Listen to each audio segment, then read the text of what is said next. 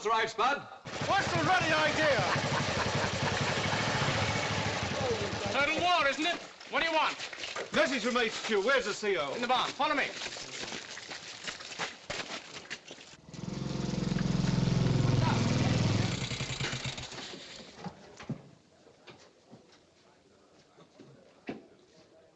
Message from headquarters, sir.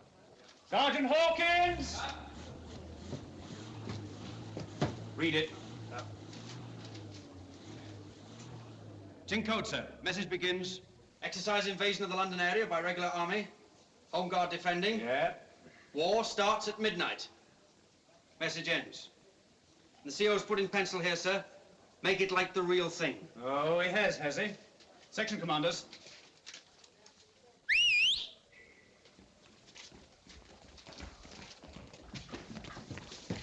Message from HQ. War starts at midnight. You have your orders, tell them in. Oh, and tell them to make it like the real thing. What do you mean by the real thing, Spud? Well, obviously, our loss is divided by 10 and the enemy's multiplied by 20. Yes, sir. That's all for now. Sir. Anything for me, sir? No, nothing else. War starts at midnight. We know. They know. We attack. They counterattack. Like the real thing, my Aunt Fanny. Like the real thing. Like the real thing. Sergeant Hawkins, section commanders. So war starts at midnight, does it? Sir? We attack at 6. Take all the Tommy guns and 3 trucks. Section leaders with Tommy guns arm the men with bombs, rifles, bayonets. Tommy. Sir. From your section, Rice, Unsworth. The two Owens? Yes, the two Owens. Now be it Toots and Cochrane. Not Cochrane, sir. All right, I'll leave it to you. Stuffy, who are the biggest toughs in your lot? Bill Wall, Wimpy, Matapan, and Yes, Popeye. right. Yours, Robin? Frank, Skeet, Douglas Stewart, sir. Taffy, Geordie, sir. Busty, Porky Sims, and Pat Sullivan, sir. Di Evans, sir. Oh, Di Evans, we must have him, Luke, you. All right, get going. Excuse me, sir. Yeah? Did you say that we attacked before war is declared? Yes, like Pearl Harbor. I'll get going. Oh, by the way, there's just one stop at the Bull. I got a date there with Mata Hari. Careless talk. Yeah. Now, scram.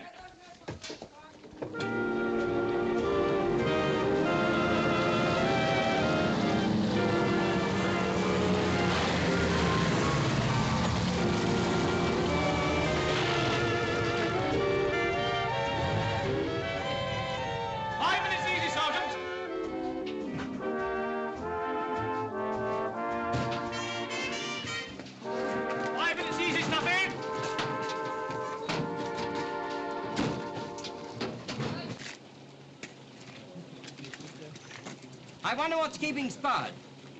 Come on.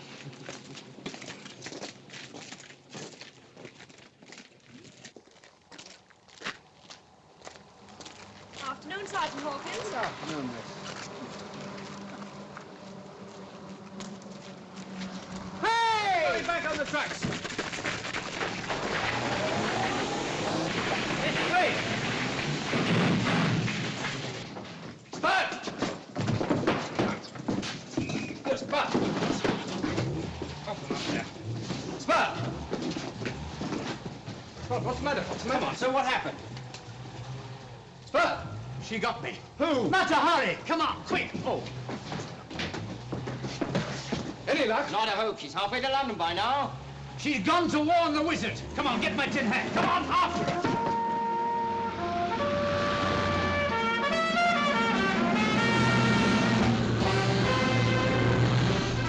The barricade's open, sir. Good. Death. You know, sir, you ought to have one of these field dressings on that. Save it for her. She'll need it somewhere else when I catch up with her.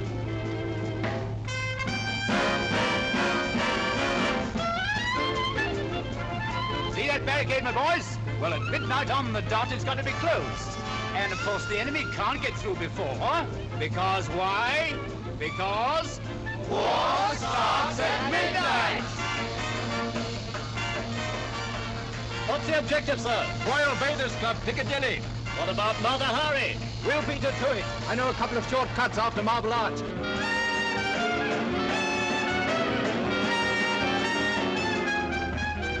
There she is. Get the other trucks to close up. See if you can pass her. Blast that taxi. Steady. Keep right on his tail. Don't follow her, keep straight on. Second left.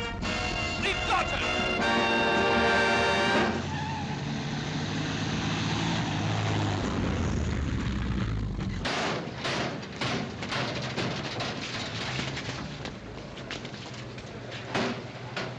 Come on, section. Hi. Number 2. Yes, sir. Number 3. Yes, sir. You have your orders. Mr. Graves, Sergeant Hawkins. Sir. Yes, General Wincandy in the club. no, sir. The General left an hour ago with Brigadier General Caldecott and Air Vice Marshal Lloyd Hughes. Did you say where he was going? Excuse me, sir, but what is your business with the General? I have a message with him, an urgent message. You give me the message, I'll see the General gets it. Damn it all, man. Are you in the Home Guard? Why, sir? The password is Viv Kiko 1911. The General and his staff are in the Turkish bar, sir. Sergeant Hawkins, you're in charge up here. Stay with him and don't you leave your desk around to the telephone. You're a prisoner. The war doesn't start till midnight. Ah, that's what you think. Sergeant, sir, that girl under the desk there, she's a prisoner too. Sir, Corporal, 18 men will... All right, boys, this is it. Brute force and ruddy ignorance. Come on, up, trim, double up. You're a prisoner. Who are you, Cargill? Wizard, guard this man. And answer that damn telephone, will you? Yes, yes, miss. One General Wincandy can't do that, miss. Sorry, miss, the General's a prisoner, and so are you. Oh, now the war's over.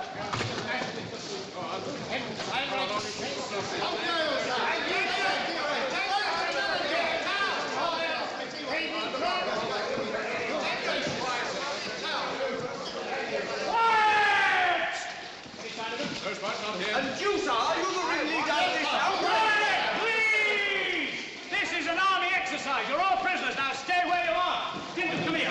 Where's General Wincandy? Who's that? You heard. In the steam room. Come on, then, show me the way. Go on.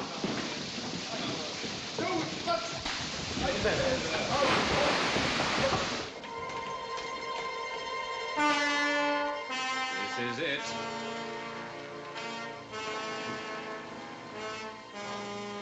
Sir. Sir. Go away. General Wincandy. Eh? What? Who is it? Lieutenant Wilson, sir. 2nd Battalion, the Loamshire, sir. What do you want, eh? Well, sir, I'm afraid, sir, we've, Well, say it, man. Say it. I've no time to waste. Oh, yes, you have, sir. I beg your pardon, sir. You've got all night, sir. Attendant! I'm afraid he can't come. Why? He's a prisoner, sir. What's going on here? Invasion, sir. But you damned young idiot, war starts at midnight, haven't you been told? Oh, yes, sir. That's why we're here. But may I ask on what authority? On the authority of these guns and these men, sir. Authority? Authority? How dare you, sir? How dare you? Get out of here, sir, you and your gang of awful militia gangsters. Get out! Popeye. Sir. Guard these men. Stuffy. Sir. Go to the cubicles. Find which is General Wincandy's. You'll find a brown pigskin case there. Bring it. Yes, sir. But you can't do that. The code is in that case. The whole exercise will be a farce if you have that code. Oh, no, sir. This is going to be the real thing, sir. But war starts at midnight. Oh, yes, you say war starts at midnight. How do you know the enemy says so, too? But, my dear fellow, that was agreed, wasn't it? Agreed, my foot. How many agreements have been kept by the enemy since this war started? We agreed to keep to the rules of the game, and they go on kicking us in the pants. When I joined the army, the only agreement I entered into was to defend my country by every means at my disposal, not only by the National Sporting Club rules, but by every means that have existed since Cain slugged Abel. Stop it. Don't we know that they're counting on us to keep to the rules? Stop that it. They openly boast about it? That they laugh at us? Stop it! Lieutenant Watson, or whatever your name is, you are not in Hyde Park with an audience of loafers. I am Major General Wincandy. These other gentlemen have all seen service, distinguished service with the British Army. All I can say, sir, that when Napoleon said that an army marched on its stomach, I better stop, sir. You're an extremely impudent young officer. But let me tell you that in 40 years' time, you'll be an old gentleman, too. And if your belly keeps pace with your head, you'll have a bigger one than any of us. Maybe I shall in 40 years, but I doubt it. And I doubt if I'll have time to grow a moustache like yours, sir. But in 1983, at least I shall be able to say that 40 years ago, I was a fellow of enterprise. I'll punch your head for that, young fellow. You young puppy, put him up. Take that. I'll teach you. Think you can say what you like to an old un, do you?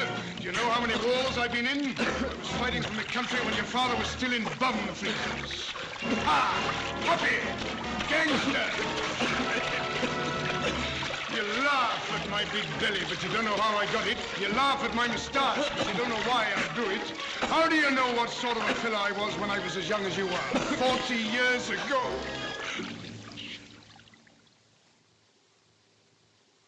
40 years ago.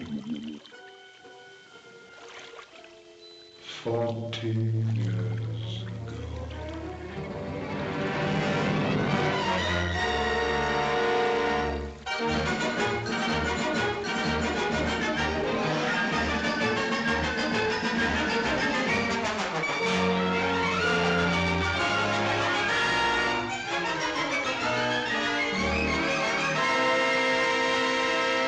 Everything you want, Mr. Candy, sir? Yes, thanks, Peters. Da da da da dum, bum bum bum ba ba ba ba bum. Da da da da dum dum dum da da da da. Da da da dum bum bum bum da da da da. Quiet! Quiet! People are trying Sleep! Doggy! Hoppy, me old horse. Since when are you in London? Got back yesterday, sick leave. Uh-huh. I say I've been searching for you all over the city. Yes? I'm terribly sorry to hear about your leg. Jumping jars of that, they're both there. What the hell do you think I was standing on? I thought you had a wooden leg. Why should I have a wooden leg? They told me at Blimp they cut off your left leg. Can't have, old boy. I'd have known about it. What?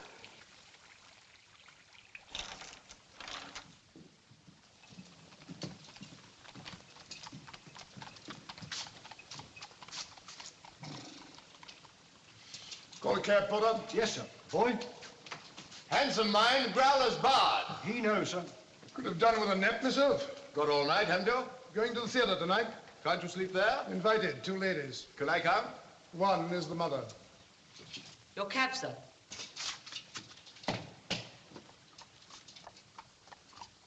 Ah, the opera singers, eh? No wonder civilians are grumbling about the army. Ought to be ashamed of themselves. Yelling and screaming like some damned foreigner. It's a nice state of things. Officers and men losing their lives in South Africa, while young officers are roaring about public places like drunkards. Perhaps you are drunk, huh?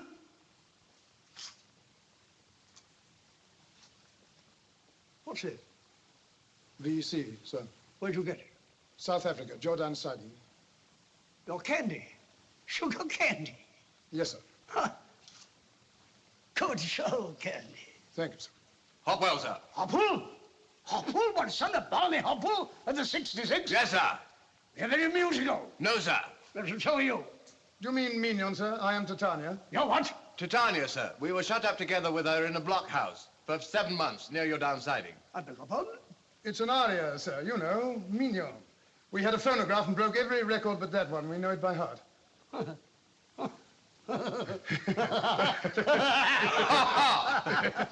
are you boys going to the Livesey? Yes, sir.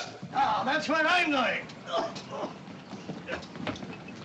Can I give you a lift? No, thank you, sir. We got a cab. Right. St. James's Palace. Right, sir. I hope you two boys enjoy your leave. You earned it. Thank you, sir. Mind you sorting the door, sir. Boy! Another handsome. Old horse thief.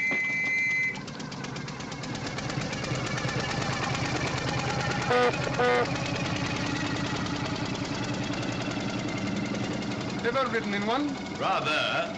All the way to Epsom. Lovely lines, hasn't she? Top in. Opportunity, sir? No, we've just come over for a warm. Same beastly drizzle, same fog and soot, good old London. Now listen, Suggy. You remember that interview you gave the Times? You don't mean to say you read it? Me? No. But I have a niece who has a governess who has a sister. Pretty? Never laid eyes on her, but she read it. Who? My niece's governess's sister in Berlin. And she wrote to her sister over here, who gave the letter to my niece to give to me, to give to you. Who do I give it to? Nobody. It's for you, and there it is. Why? Well, read it, you big ape. You'll find out. It's interesting.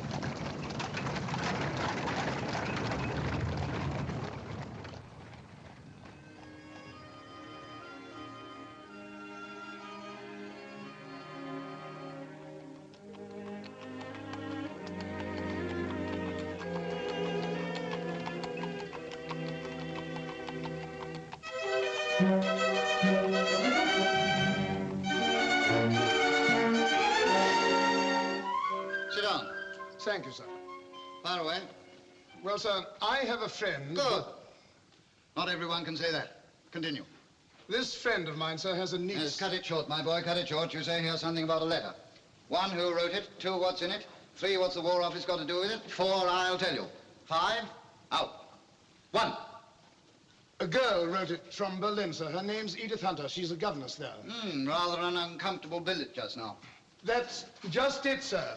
They hate us in Germany. They're spreading propaganda all over Europe that we're killing women and children in South Africa, that we're starving them in concentration camps, shooting mothers, burning babies. You wouldn't believe the things they've invented. I spoke this afternoon to Conan Doyle. He thinks something ought to be done about it, too. About what? And what's all this about a letter? And who's Conan Doyle? The author chap, sir, writes the Sherlock Holmes stories in the Strand magazine.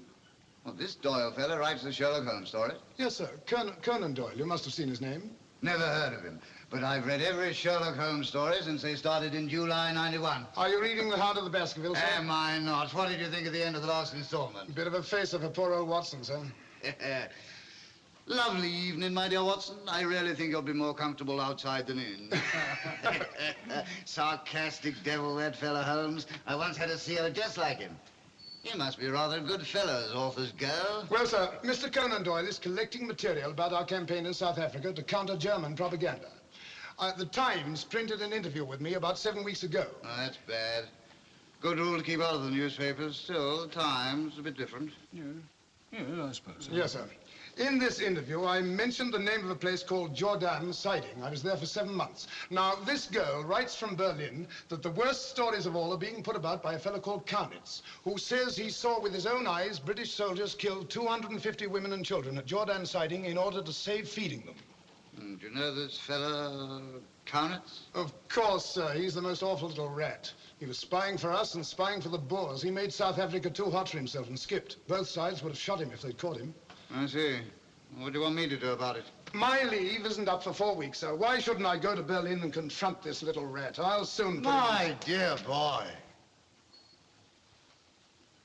First of all, it's not done. This isn't army business, it's embassy. Leave politics to the politicians. You wouldn't like a diplomat to come charging into the front line with your company, would you? Might do him a lot of good, sir. Juvenile nonsense, my boy. Sorry, sir. You were sent home in order to recuperate. Your country needs you. Play golf? Yes, sir. Well, what's your form? About 10, sir. Yeah. Care for a game? Sorry, sir. I'm invited by Lady Gilpin to Leicestershire. Start tomorrow. Oh, enjoy yourself. Am I, Major Plumley? By the way, this author chap. Author chap, sir? Yes, this fella that wrote Hound of the Baskervilles. Conan Doyle. Yes. You didn't happen to ask him by any chance what happens in the next installment? Just a moment. Did you? Yes, sir. There's another murder. Not the Baronet. No, sir. The baronet's safe. Good. Good. I'm glad. Warm for January. Damn cold, I call it. Take my tip, my boy. You've got a damn good VC, now keep quiet for a bit. Hmm?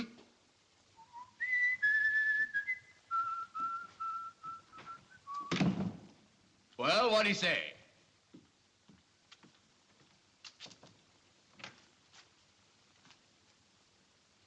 Look here, do you still want to go to the theater tonight? Well, I like that. You told me when I asked Never you... mind what I said. Here you are, Box A, Her Majesty's Theater, the last of the dandies. Introduce yourself to Lady Gilpin and Sybil. Say I've gone on some secret mission. Make me out the most mysterious romantic figure. Girl's pretty, mother's a gorgon. Are you going on a secret mission? Yes, to Berlin. Did he send you? No, it's a secret from him, too.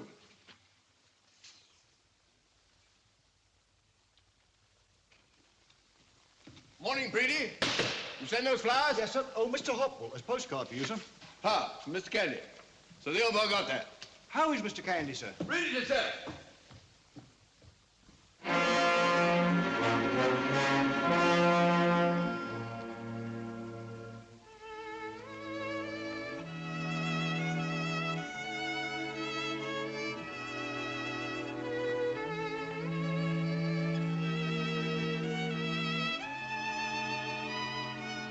Das ist die Dame im kleinen Salon.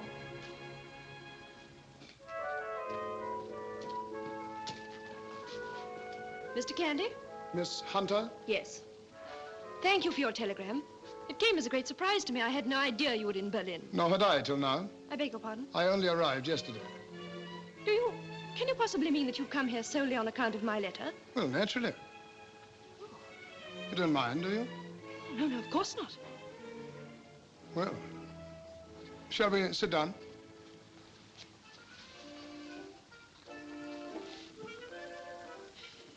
Did you have a good journey? Excellent. I'm sorry to bring you out in such weather. I was about to call on you. Oh, I've changed my address. Indeed? Yes, my position became intolerable. I've had to leave. No. English people are not very popular in Berlin at the moment, you know. Do you mean you've lost your job because you're English? Yes. Can you get another job? Perhaps in a few months' time, not now. What will you do now? Go back. To England? Yes, I'm afraid so. Cheer up. England isn't as bad as all that, you know. That is what we both want to prove, isn't it, Mr. Candy? Yes, Miss Hunter. How shall we begin? Well, you mentioned in your letter a fellow named Kaunitz. Do you know what he looks like? No, I've never seen him. I know a cafe where he and his friends hold their Stammtisch. You do? That means they have a table regularly reserved for them there. Do you know any of his friends, Miss Hunter? Yes, one, a student.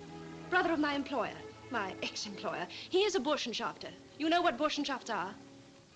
No, Miss Hunter. They are associations of students professing political principles. They assert them by drinking beer and fighting duels. Dueling is very popular here, I believe. Oh, yes. It's a proud father that has a scarred son, and vice versa. German girls find scars very attractive. A book was recently published on the German colonies, in which it was specifically stated that one of the advantages of possessing dueling scars was that the natives of Africa look with more respect upon a white man who bears them than upon those who do not. I feel like Stanley and Livingston. Surely not both, Mr. Candy. No, you're Miss Livingston, I'm the missionary. Livingston was the missionary, Mr. Candy. Oh, yes, of course, so he was. Well, about this cafe, can you take me there this evening? Do you wish me to accompany you? Of course. Very well. I mean, it's awfully nice of you. I should obviously be absolutely lost without you. Then, Mr. Candy, you are Livingston, I presume.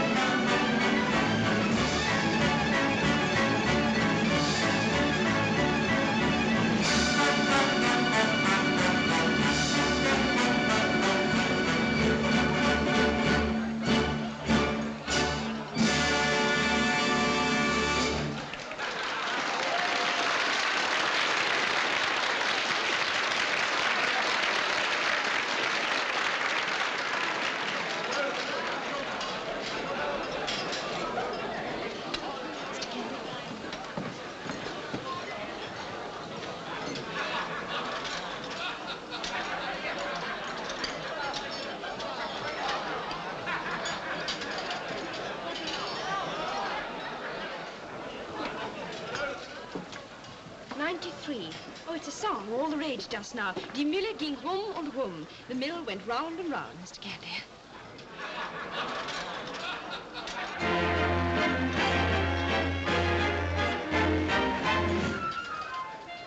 Miss Hunter, I'm afraid I've met you here under false pretenses. Indeed, why? There are political complications. The Prince of Wales is coming to Berlin. He's invited to the Kaiser's birthday party. A goodwill visit and all that sort of thing, you know. Yes, I know. It was in the papers. You see, Miss Hunter, I know a chap at our embassy here. We were at school together. His name's Fitzroy. Only we used to call him Babyface. But how are the Prince of Wales and your friend Babyface connected? Well, you see, he nearly had a fit when he knew why I'd come. Babyface, I mean. He lugged me in to see the second secretary, and he nearly had a fit, too. The possible scandal, you know. Are you coming to a point, Mr. King?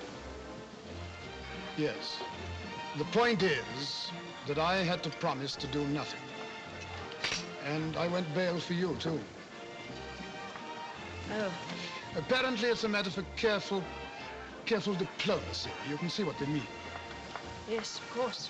I know nothing about politics. I rather stuck my head in where I wasn't wanted. And I could get into the most awful trouble. Trouble, Mr. Candy? Well, I'm a soldier. You know that, Miss Hunter? I thought you were a soldier this morning, Mr. Candy. Or have you joined the army since lunch?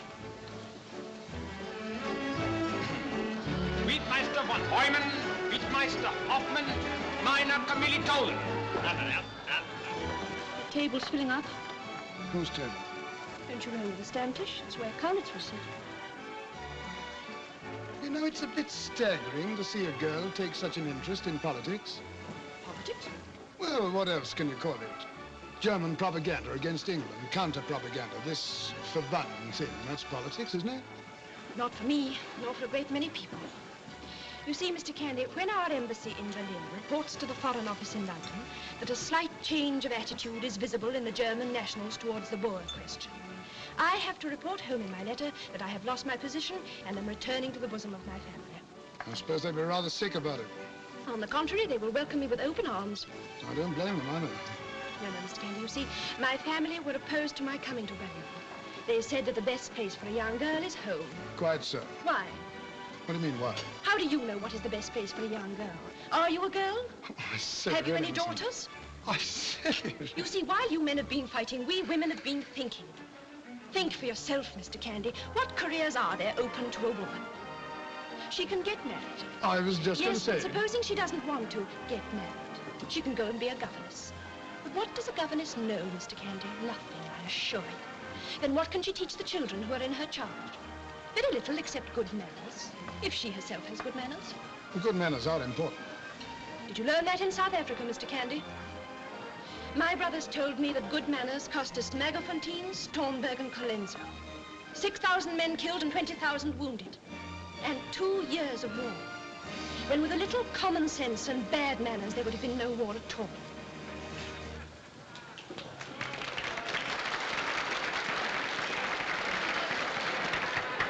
One thing I don't understand is why you should have to teach German children manners. I should have thought there were plenty of English kids. I will tell you if you promise not to laugh at me.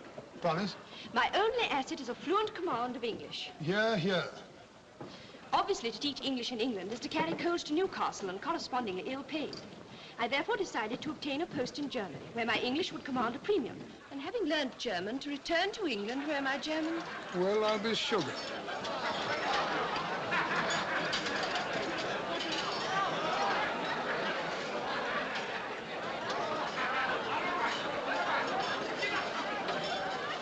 That is he. It's him, all right, the little skunk. Well, shall we go? Go? Oh, yes, I suppose so.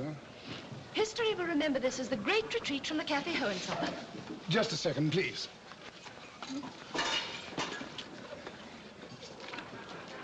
Here we are. Can you get the orchestra to play 141? Why, yes, of course. Call the waiter. Herr Ober? Why, it's Mignon. I am Titania. Do you really like Please, ask him. I'll explain later. Herr Ober! Kann die Kapelle 141 spielen? Aber natürlich.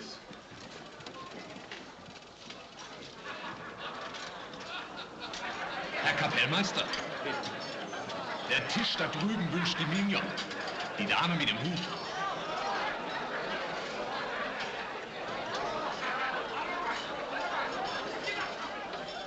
Garnitz was a prisoner in our blockhouse for 7 weeks. This was the only record we had in our phonograph. I want to see if he remembers it.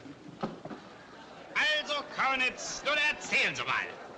Also, meine Herren, dieser hängende Engländer, und passen Sie mal auf, Damen! Touched him on the raw, all right? Ich bitte um Zeigen, aber diese Musik kann ich nicht leiden. Widerwärtiges. Herr Ober! He's calling the waiter. Herr Ober! Sagen Sie dem Kapellmeister, dass er die Mignon erfüllen soll. Is it done to bribe the orchestra? Not with money. Beer. Beer für das Orchester. Jawohl. So war es ein widerwärtiges.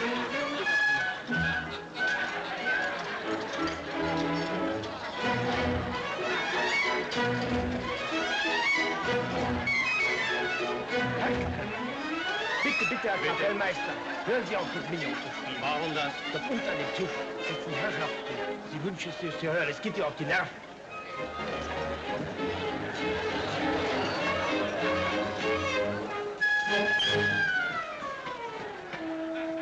Long run to Garnitz. Na also, Prost, meine Herren! Prost! Prost! Reinforcements are coming.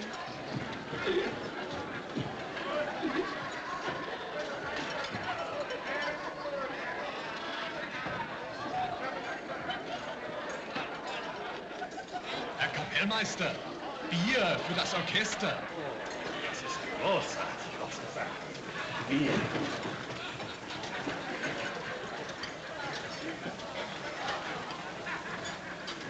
Und wovon kommt? Von dem Tisch da drüben.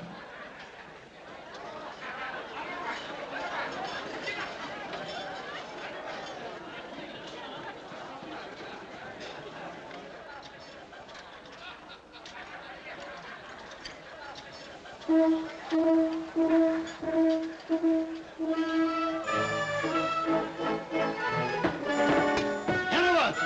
Kaunitz! Jawohl, Herr Kaunitz! Ich habe doch gesagt, dass Schluss gemacht wird. Jawohl, ich habe das nötig veranlasst, aber da oben ist ein Herr, der verdammt stürmisch das Million gespielt wird. Ist eine verdammte Frechheit. Na, wartet mal. It's coming up. Let us go, Mr. Candy. A bit late now. I hope he doesn't see you. I hope he does.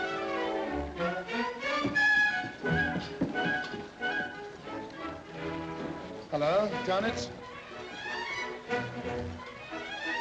Das ist ja eine schöne Überraschung, Herr Candy. Come on, Kaunitz, you speak English? I do. But I prefer German. Meine Damen und Herren! Stop it, Kaunitz, I'm with a lady. You should have thought of that before you started your little joke. Erlauben Sie mir, dass ich... Stop it, Kaunitz. Take off your... Come on, be a good lad. Was machst du? Herren und Herren! Get back to your table.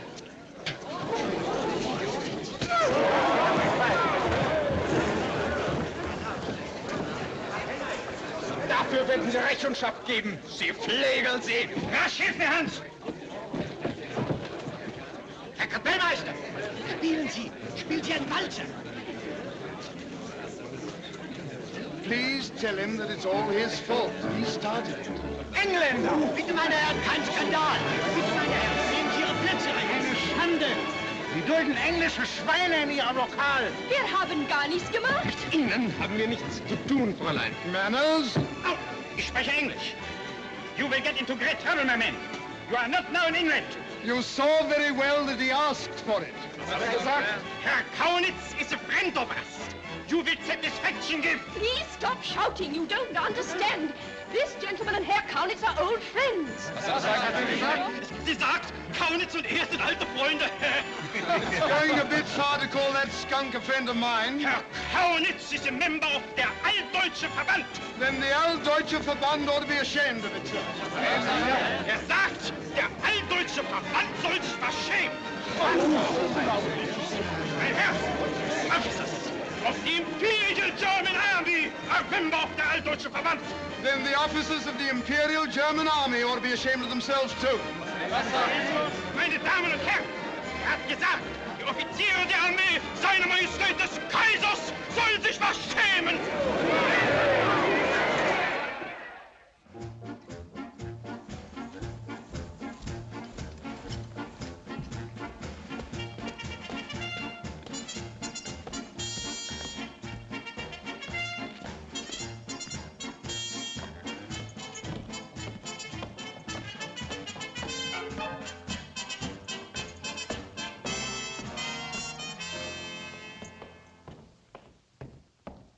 Einen Augenblick, bitte.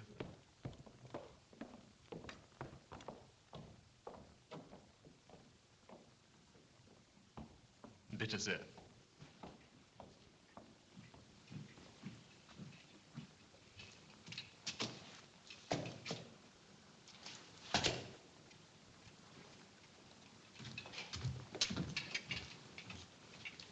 Von Ritter. Schön doch. Fitzroy. Angenehm. Angenehm. Können wir mit Ihnen durchsprechen? Natürlich. Was wünschen Sie, meine Herren? Being on British territory, shall we rather speak in English? Righto. How can I help you, gentlemen? Won't you sit down? Thank you. Thank you. We wish some information about a competitor of yours in Berlin, certain Mr. Candy. Clive Candy? Yes, Clive Candy. You come to the right man. I know him well. We were at Harrow together. Indeed. Yes, we've lost touch a bit since the war, though. He's Army, you know. He is an officer of the British Army. Yes, he's just returned from South Africa. Oh, this is excellent news. Ausgezeichneter Mann als Offizier. Großartig. You have relieved us from great doubts. I don't quite understand. We were worried that your friend might not be able to give satisfaction. Satisfaction? It is understood that an officer of the Imperial German Army cannot demand satisfaction from an opponent who is not his equal in position and honor. But since this Clive Candy is an officer, he can be challenged. Challenged? To what? To a duel, Mr. Fitzroy. Duel?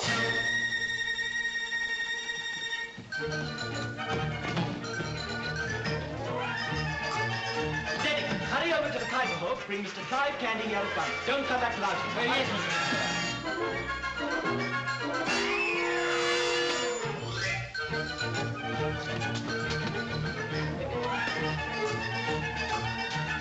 I told you to hurry, Dave. Now, don't argue. Go at once.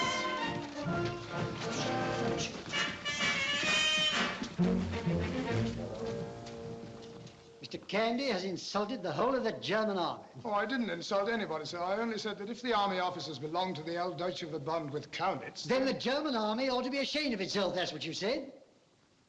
82 Uhlan officers want to challenge you. Yeah, Mr. Candy's told the whole story. By the way, Candy, that girl you mentioned, is she trustworthy? Oh, undoubtedly, sir. No. Colonel, surely it's not suggested that Mr. Candy should fight the whole officer corps? They are drawing lots, sir, to decide who is to have the honor of fighting this gentleman who has not insulted anybody. Yes, I agree. Have you any suggestions, Colonel? Literally speaking, Mr. Candy has no option. He cannot fight a duel, he must run away. Politically speaking, such an action would be disastrous. Now, Mr. Candy must fight. Yes, but gentlemen, one moment. You know, surely you're leaving Mr. Candy out of your calculations. I'll fight if necessary, sir. Yes, my dear boy, I know that. Now, you better go to your hotel. Yes. Yes, and stay there. Oh, and could you get in touch with Miss... Miss Hunter, sir? I believe I could. Well, explain to her it's necessary to give the impression that your reasons for coming to Berlin were to see her. Hmm? You're probably in love with her or something of the sort. I say so, but I'm not. Well, my dear Mr. Candy, you've caused enough trouble already. Do what I ask. Meanwhile, I and these gentlemen will discuss the best way to get you out of this. And us. Well, you are a bloody...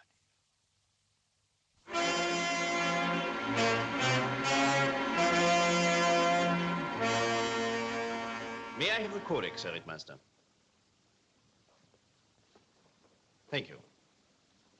This is our famous Brown Codex, Colonel Goodhead. Code of honor observed by all duelists. We thought you might not be familiar with it. Thank you. I shall study it with attention. We have permission to offer for the site of the duel, the gymnasium at the barracks of our regiment. We agree. We are now in the position to announce the name of our fellow officer who will fight Lieutenant Candy. Oberleutnant Theodor Kretschmer-Schuldorf. May I make a note of that? With the greatest of pleasure. His card. Thank you. Have you, gentlemen, any suggestions regarding choice of leader for the duel? We suggest the military attaché to the Swedish legation. Schon angemessen, Herr Rittmeister. Ausgezeichnet. We agree. His name is? Colonel Borg. Colonel Borg. Regarding sabers, we shall of course supply a number to choose from. With your permission, we shall supply a number as well. Most certainly, Colonel. The choice of sabers will be determined by lot. I see. Good. You know, of course, that sabers must not exceed the maximum weight of 60 decagrams. 60 decagrams. We shall make a note of it. You will, of course, bring your own doctor. We shall bring ours. We agree. Do you prefer to strip the upper parts of the bodies of the combatants, or do you prefer them in shirt sleeves? Shirt sleeves. I see here that paragraph 133 says, a few hours previous to the duel, it is advisable to take a bath. Only the principals, not the seconds. It's a very strange sensation to be preparing a duel between two people who've never even seen each other. It happens sometimes. Marriages also, you know. By the way, has your man ever fought a duel? No. Has yours? Strictly between ourselves, Theo doesn't really approve of duels. Then, gentlemen, is this fight really necessary? Sir, there are moments in a soldier's life when his personal feelings do not count. Oberleutnant Kretschmer-Schuldorf knows his duties very well.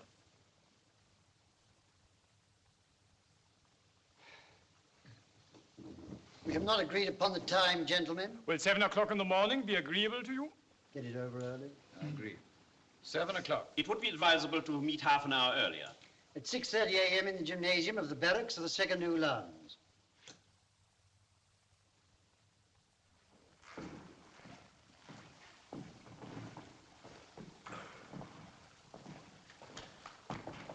Ah, here comes our man.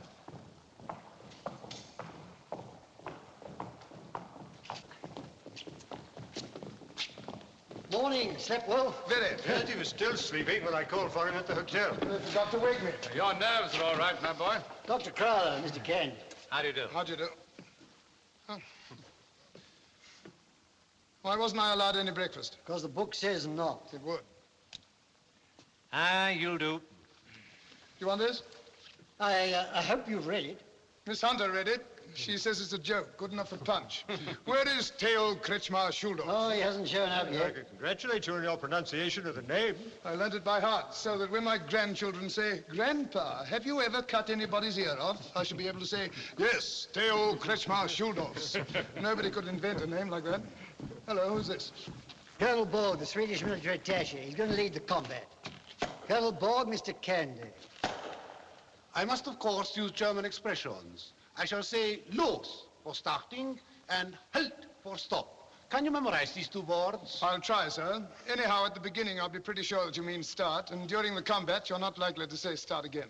That is true. Excuse me. 7 o'clock. Theo Kretschmar Schuldorf will forfeit his entrance fee if he isn't.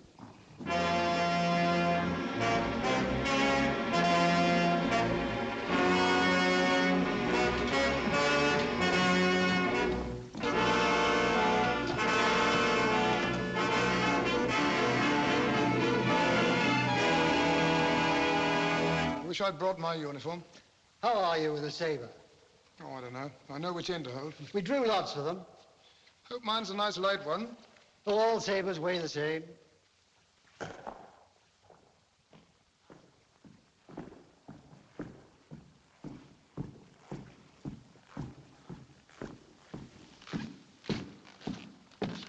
Seconds, please. Excuse me, please. Would you undo your shirt?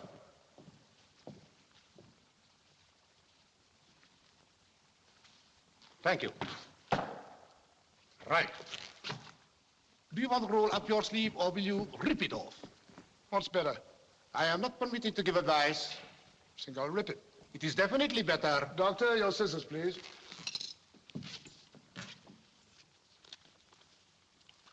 What did you hope to find in there? Protective bandages.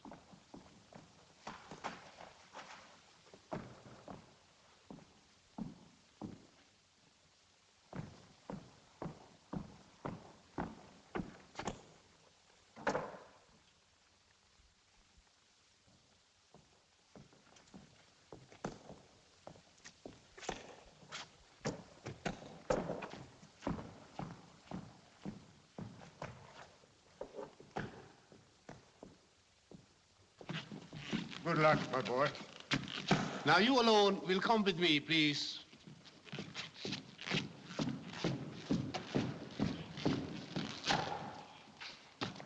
You better rub your feet in the rosin.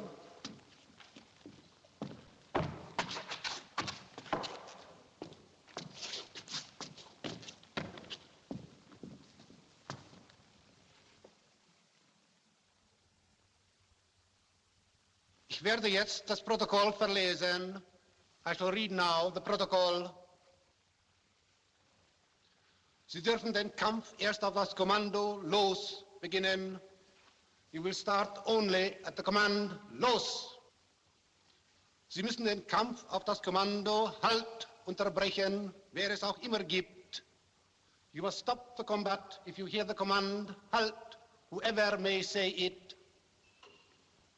Sobald Sie sich verwundet fühlen, haben Sie den Kampf sofort einzustellen und durch Zurückspringen die Distanz einzunehmen, auch wenn nicht Halt kommandiert wird. If you feel to be wounded, you must stop the combat, and by leaping back, you must regain position at the original distance, even if no Halt has been commanded. Es ist verboten, die Waffe des Gegners mit der bloßen Hand zu ergreifen. It is forbidden to seize the weapon of the opponent with a bare hand. Sekundanten, bitte.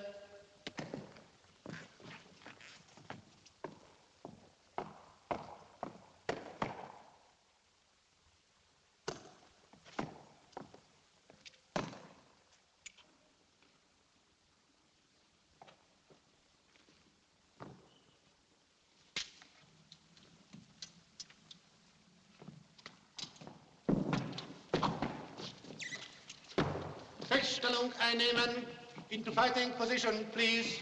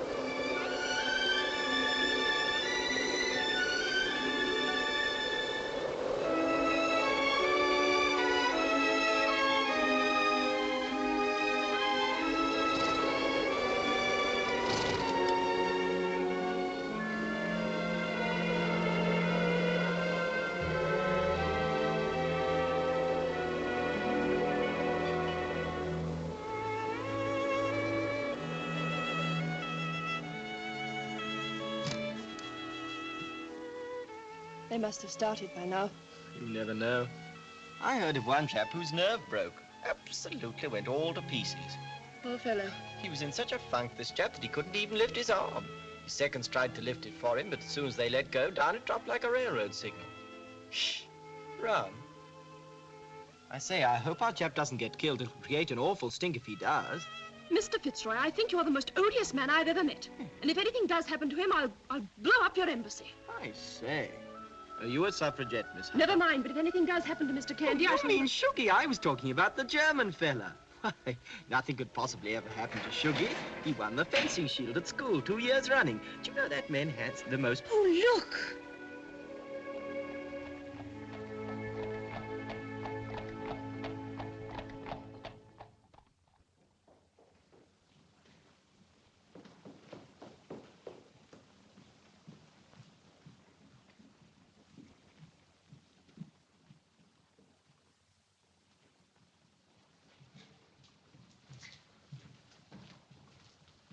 Sie brauchen sich in keiner Weise zu beunruhigen. Wir werden alles Nötige tun.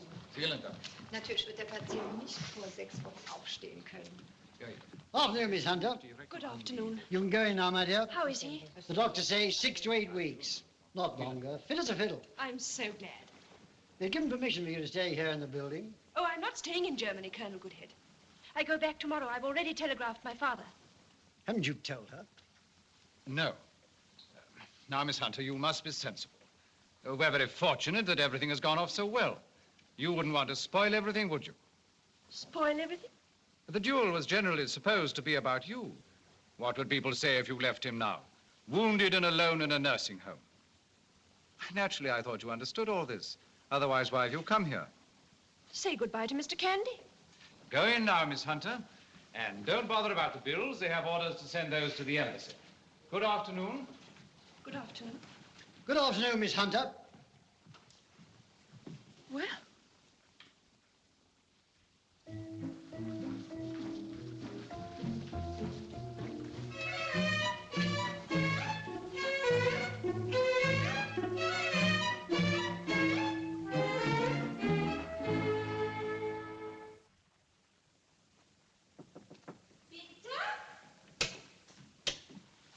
Guten Tag. Good afternoon, Miss Hunter. You are Miss Hunter, are you not? My name is Erna König, and I speak really excellent English. Oh, that's splendid. How is he? He can neither hear nor speak. It will be very difficult for a day or two until we take the bandages off. He has a fine cut. His upper lip is very nearly severed. It is really almost 10 centimeters in length. A knife could not have done it better. Is he in great pain? Oh, but certainly. He is a very lucky man not to have glass splinters in the wound. It is a very common accident in our winter. The snow freeze on the boot, the warm room melt the ice, and a little piece of slippery ice lie in wait for the hurrying foot. But to fall right through the glass window of the British ambassador, that is not so common. No, indeed. And would you believe it? We have another accident in the next wing. An officer. He is cut to the forehead. 12 stitches. Quite a coincidence. I go now to prepare your room. You are staying here, don't you? Yes, Nurse Anne, I do. If you wish to speak to him, please do shout.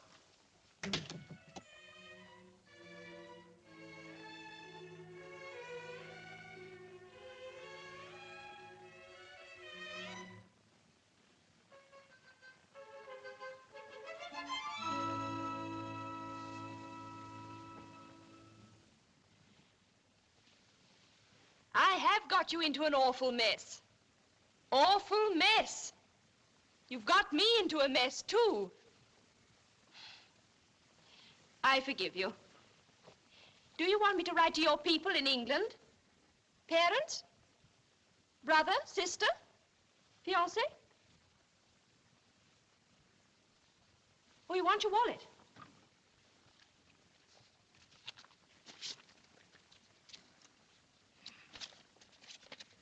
Oh, your aunt.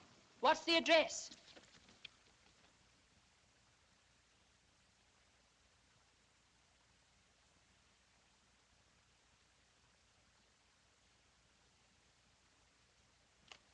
Your aunt seems to like short letters. What shall I tell her, the truth? Accident. Hunting accident. Do you know Oberleutnant Kretschmar Schuldorf is here? He has a very bad cut on his forehead. 8 stitches. Oh, he has 12 stitches. Here is refreshment, Miss Hunter. Then you must depart for today. When can he have visitors? Wednesday is Visitors' Day, Miss Hunter. Every Wednesday? Every Wednesday from 3 p.m. to 5 p.m. At 5 p.m. a bell is rung for the end of visitors' hours.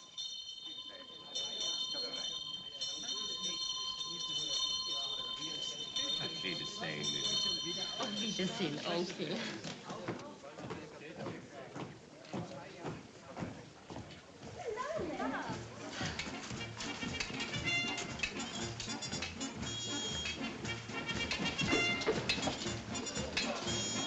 Ach, die wunderbaren Ulanen.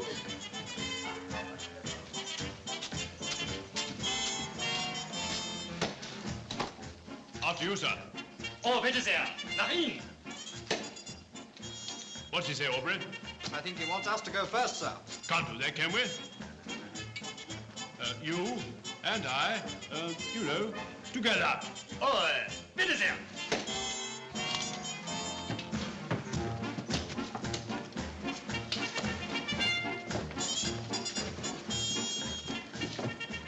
Ach, wie nett. Was können Sie bloß sein? Keine Ahnung. Engländer. Oh, danke, danke, Fräulein. I had thought that no one could smoke so much as a German officer. Now I see that a British officer can surpass him. And not only in smoking, my dear Nurse Erna. And in what else also? Eating, drinking, making love, growing moustaches. Miss Hunter, I'm going to grow a moustache. What is your opinion? Excellent. Our dragoons gave you the idea. Oh, you always find me out. I saw them cross the vestibule preceded by their moustaches. They nearly caused a diplomatic incident at the door. They collided with a party of Uhlans coming from... My dear Miss Hunter, soldiers cause military incidents. They leave diplomacy to the diplomats. A German officer would shave off his moustache to show that he had a scar. That's just one of the points where we differ, my dear Nurse Erna. Will you like me with a moustache, Miss Hunter? How do you know you can grow one? Nurse Erna, is it permissible to insult the patients? What view, if any, do you take of my great moustache plan? You are the moustache type. Thank you. She's taken them away, always tidying up. Nurse Erna, where are my... Thank you. Is the British Army enjoying itself in Berlin? On the whole, yes. They had lunch yesterday in the regimental mess of the 1st Dragoon Guards. The Kaiser spoke and the Prince of Wales spoke. Spoke about what? Nobody could remember. When do they return to London? In a week. Would you care to accompany them? Well, they'll have a special train, surely. Oh, we could always try. Or you could stay another 5 weeks and come back with me. Great care must be taken of me. No doubt. No answer at all. Will you or won't you? If you stay on, you may get another job. We'll see. Oh, we're going to play cards? I asked Nurse Erna to fix up a bridge for. We don't want to get bored. The head nurse is finding a suitable couple for you to play with after dinner. But you must not stay up after 10:30 at the very latest. I promise you, Nurse Anna. You do play? Only whist. Oh, it's simple. Let's have a trial game of double dummy. I will bring a lamp. You're a good pupil, Edith. That's £32,000 I owe you. Toss your double or quits. Agreed. Well, what is it? Heads. No, I mean tails. Heads it is. Ha! We're quits. Here are cigarettes. But please to remember, Mr. Candy, that smoking is bad for you. Ich liebe Sie, Nurse Erna. You are an angel, Nurse Anne. Oh, there are our guests. Would you let them in?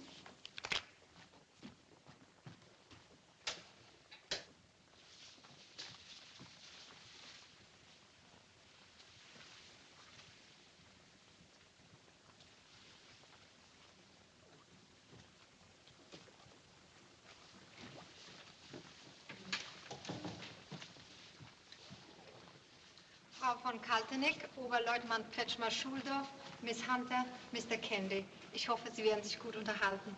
How do you do? Kretschmer-Schuldorf. Yes, I know. 10 Uhr werde ich Sie wieder abholen. Danke sehr. I'm very glad you've come. I promised Theo to make a little speech. He would like to have made it himself. Very much. Theo knows only 2 English expressions. Very much and not very much. Stimmt's, Theo? Very much. He would like to have come before. Very much. Only he was afraid nobody could translate to you what he says. Miss Hunter speaks German. She sprechen German. Was wirklich, gnädiges Fräulein, Sie reden Deutsch? Oh, nicht sehr gut. Oh, ich finde, Sie reden ausgezeichnet. Theo has heard that you took part in the South Africa campaign. Ja, ja. And that you have won a very famous medal. Ja, Victoria... Victoria Cross. Ja, Cross. He envies you because a German officer knows about war only from the newspapers. And mostly wrongly. And mostly wrongly. Let's have a drink, shall we? Sherry? I would love a glass of sherry. Would you like sherry? Not very much. Port? Was nehmen Sie, gnädiges Fräulein? She and I, we drink Kirchwater.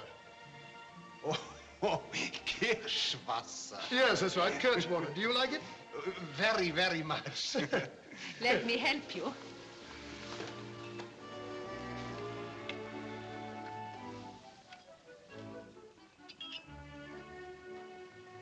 Do you know Berlin, Mr. Candy? The Hotel Kaiserhof, the British Embassy, the Café Hohenzollern, and the gymnasium of the barracks of the 2nd Uhlans. I hope we shall be able to show you more than that. Eine Zigarette, Oberleutnant? Furchtbar nett, danke sehr. Do you like the opera concerts? I prefer riding, hunting, or polo. I adore hunting, and I love sports. Interessieren Sie sich für Sport, gnädiges Fräulein? Nein, ich habe keinerlei Talent für Sport. Cut for partners. You and I. Sie und ich. Furchtbar nett. Ich hoffe, wir spielen jeden Abend. What's he say? I hope we shall be able to play every night. Oh, yes, rather. Very much.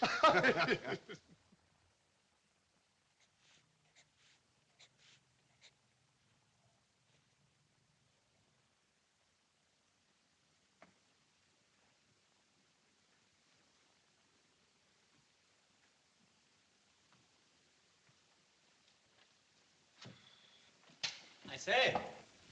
Oh, babyface, I want you a moment. What is it, those nursing home accounts? Here, would you kindly explain what the deuce this item means? 40 packs of playing cards? Oh, there. Well, it's enough for the casino at Monte Carlo. I know. I spoke to Miss Hunter about it. She says the evenings were so long there's nothing much to do at Stolpensee in the winter. Very well. Don't you ever do any work? What? Oh, this. First time this year. Draw it mild. Well, don't catch a cold. These nursing homes are an expensive business. Is Miss Hunter returning to England? As far as I know. Well, not at our expense, I hope. Good heavens, no. She was going anyway. Oh, so is Candy, for that matter. I know. He had a return ticket. It's expired. Very well. Buy him a new one. Righto. And get Candy to give you that old ticket of his. We'll claim a refund at Cook's. Half a mo, those things belong to Theo. Put them with the alarm clock. How's your own packing going? Not fast. Well, you'd better hurry up then. You all right? Well, don't you be so sure. We've only got half an hour. We're going to call the embassy first. Stop mooning about. I'm not mooning about. Keep your hair on.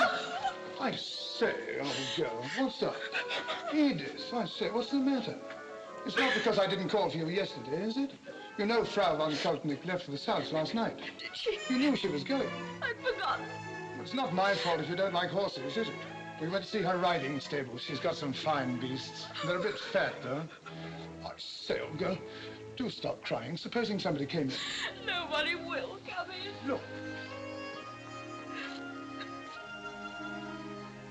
I promised to take you out the first night we get back to London. Her Majesty's Theatre, the last of the dandies. They say it's an awfully good show.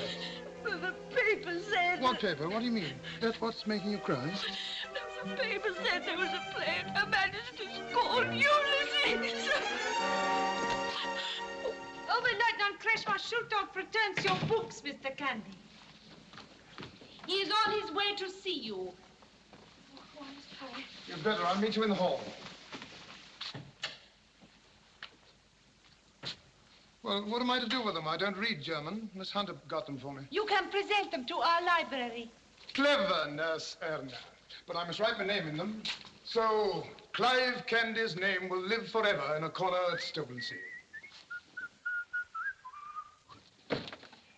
May I come in? Come in, me old horse, me old steeplechaser. Wo ist Edith? Packing. Wieso packing? Verzeihung. Bitte. Wieso packing? Well, of course. And see? How much longer see? Oh, ich eine week oder 2 weeks? 2 week. Ja.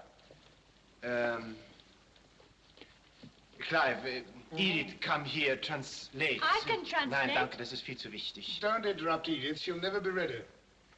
Shall I fetch Miss Hunter? Ich müssen call at embassy, old man. Get my ticket nach London. Ja. Bitte, wollen Sie das gnädige Fräulein herholen? Drink? Nein, not now. All right. What the blazes is up with everybody today? Clive, you and I, friends, yes or no? Well, of course we're friends. We must duel again. Where's your dictionary, old man? You must have got 2 pages stuck together. I love your... Wieso habe ich das Wort vergessen? Your Miss Hunter. Say that again. I love your Miss Hunter.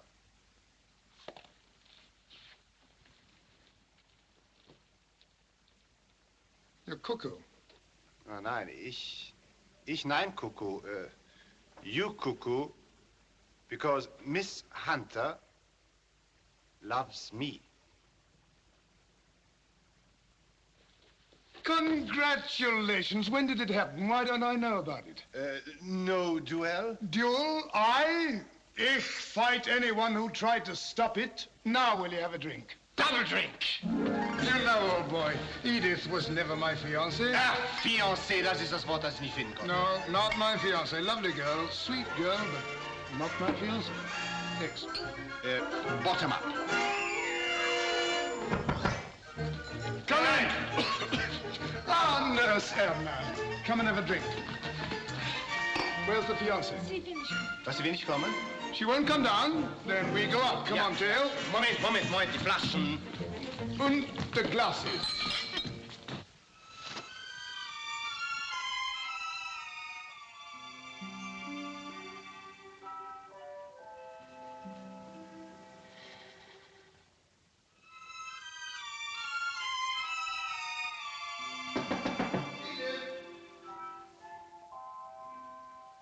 Come in. Edith, my child, I feel like a proud father. Do you, Clive? Why? I have to give you away, don't I? Who told you? I told. In fluent double German. Das einzige Wort, das ich nicht finden konnte, war Fiancé. Fiancé, ja. A toast. Here's to the happiness of my fiancé, who was never my fiancé. And here's to the man who tried to kill me before he was introduced to me. Prost. Prost. May I kiss the bride? Why ask? I did not ask. Goodbye, Clive. Goodbye, Edith, old girl.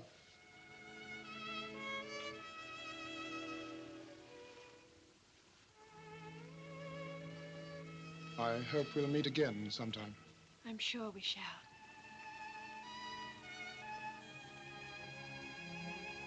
Now, listen to me, you son of a gun. You won't understand a word of what I'm going to say, but I came to Berlin to find a rat, and I found 2 of the grandest people I've ever met. I leave to you, you Prussian stiff-neck you, this girl in trust. And if you don't take care of her, I'll raise the whole of England against you. The Navy will steam up your stinking stulpancy, and I'll lead the army down under the Linden, and we'll...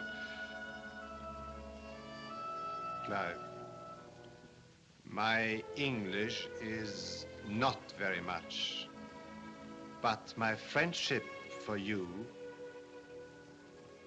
is very much.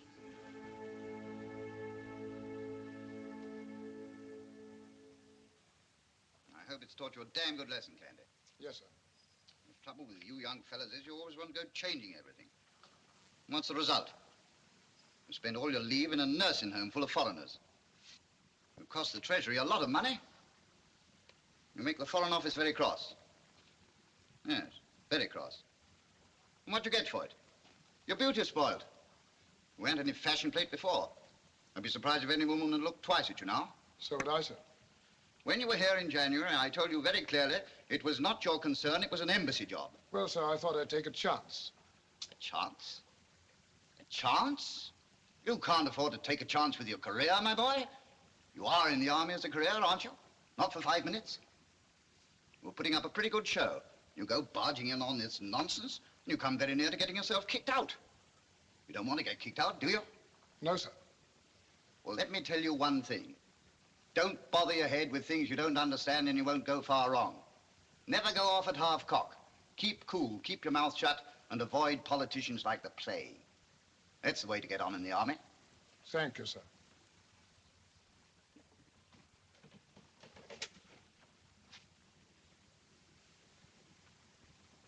Care to dine at my club tonight? Sorry, sir, I'm taking someone to the theater. Pretty? I haven't met her yet, sir. Yeah, still a bit cracked, my boy. Well, I hope you improve as you get older. And cheer up, my boy. Yes, sir.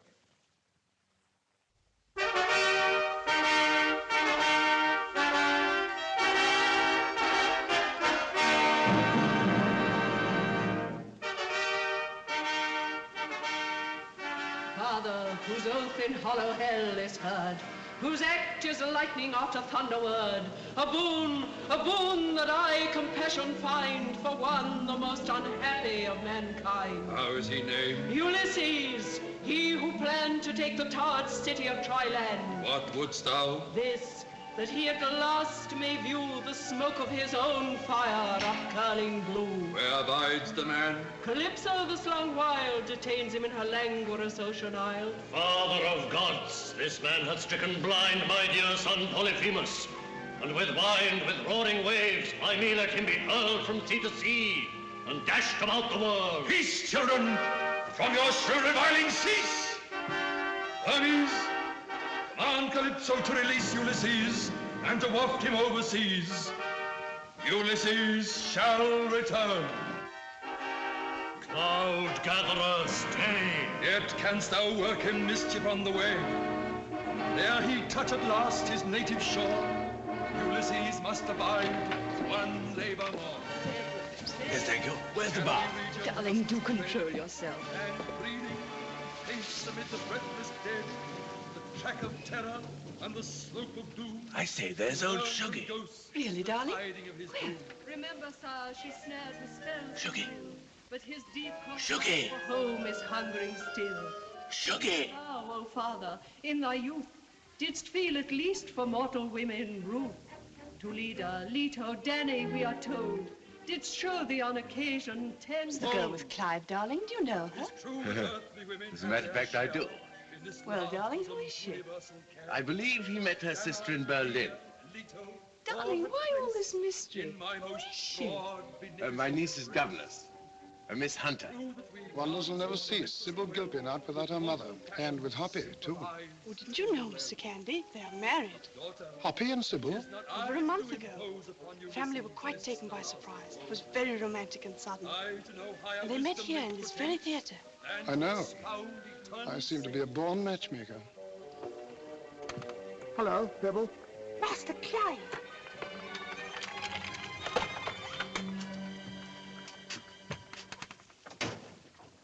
Your aunt is asleep. All right, don't disturb her. I didn't feel like going to the club this evening. You're not sick, Master Clive. No. I say, Pebble, how did you feel when you buried Mr. Pebble? It wasn't so bad at the time, Master Clive. There was so much to do. It was after that it got bad, if you understand me. I hope you haven't come from a burying, sir. No, from the theater. But it was the same thing in a way. Was it a sad play? On the contrary, it was a musical play. Is the bed in the den made up? No, sir. But it won't take a minute if you don't mind sleeping in blankets. There isn't time to wear the sheets. Lady Margaret has made some changes. What is going on down there? Am I staying? I suppose so, since there's no man here to throw you out. I say, who put up my South African heads? I don't know. They don't look half so bad, do they? No. Pebbles, stop fussing like an old hen and go to your bed. Yes, my lady. Good night, Master Clyde. Good night. Now, even money that some catastrophe has brought you here. You're on. Debts? No, A woman. not exactly. Explain. I went to the theater tonight Alone? with a girl. And why, pray, is she? Not exactly. Oh, it was nothing to do with her. Perhaps. See anyone there you knew? I met Hoppy and Sybil Gilpin. They're married. Oh, why not? A very suitable match. He has money and she has land and neither of them has any brains. You surely weren't in love with her. With Sybil? Oh, no. I'm glad of that. She has the muscles of a prize fighter. She'll hit Hoppy one day. Hoppy could give her a couple of stone. Oh, she'll soon make that up, I assure you. Who is this girl you took to the theater tonight? A Miss Hunter. I met her sister in Berlin. Is she nice? Very. I mean the sister. Which sister? The one that stayed in Berlin. Then the one in London is not so nice, I take it. No. I see. Now, listen, Clive. I have 18 rooms here, a bone-idle staff eating their heads off, and when you come home from South Africa, you go straight to your club. I know, it's awful. I want you to remember that whatever you do and wherever you are, you've always got a home here. And whatever you shoot, there's always room for them here, too. Look how much room there is.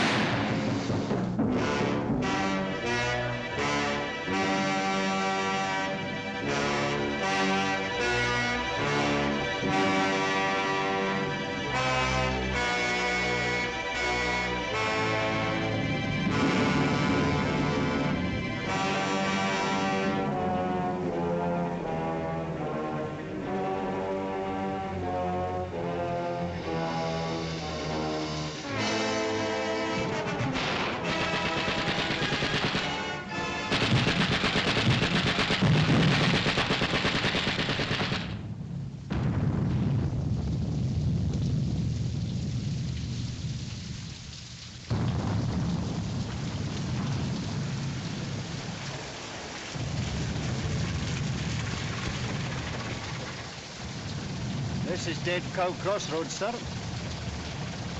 Question is whether that's the church with the double tower or the estaminated pond.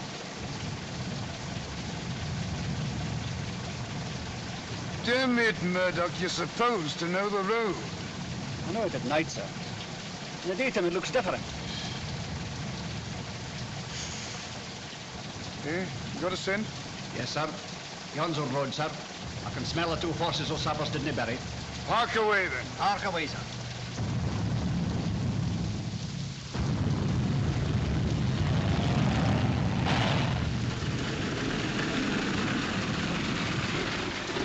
Glad to see you, sir. I've got another umbrella for you. You've a marvelous eye for loot, Bansile. Lent from the English in the Boer War, sir. Where'd you get them? Off Jerry's, 11 of them brought in an hour ago. Lord knows where they stole them. They were using them for camouflage against aircraft.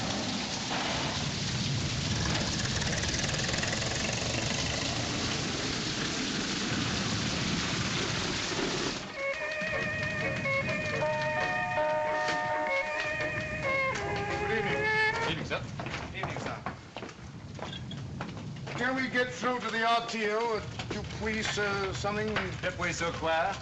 The Yanks are down there. How about it, Petty? I'm afraid the line's down between us and mile 14, sir. I can send a runner. What message, sir? Tell him to hold a place on the leave train. When can I leave here? Not before dark. They're plastering the road between 17 and 19 with shrapnel. Right. Someone look after Murdoch? Nobby. Very good, sir. Mind the lead, sir. Petty, get that runner away. Yes, sir. If any of you have any important letters or messages home, I'll take them. Thank you, sir. Petty, just now I'll see the prisoners again. Right, sir. What are these prisoners? Uhlans, 2nd Regiment. That's all I've got out of them so far. I'd like to question them. Certainly, sir. Petty. 2nd Regiment of Uhlans. Sir? Bring in the prisoners and tell the orderly to light the lamp. Any officer with them? I can't. Not so lucky. Where'd you nab them? Floating down the river early this morning. I had a boom across and netted them like salmon. They'd 100 pounds of dynamite with them. My guess is they were after the new pontoon bridge below Saint-Mangy. How the devil did they get to know about that? They took one of our patrols prisoner day before yesterday. Are you suggesting that our fellows talked? The Germans know how to make them talk. Oh. Well, if they are, they're cracking, my dear chap. It's a sure sign. Nobody starts to fight foul till he sees he can't win any other way. I quite believe Hindenburg, who I heard said the other day that until now, Germany has used her arms with honor. I admit he said nothing about her legs.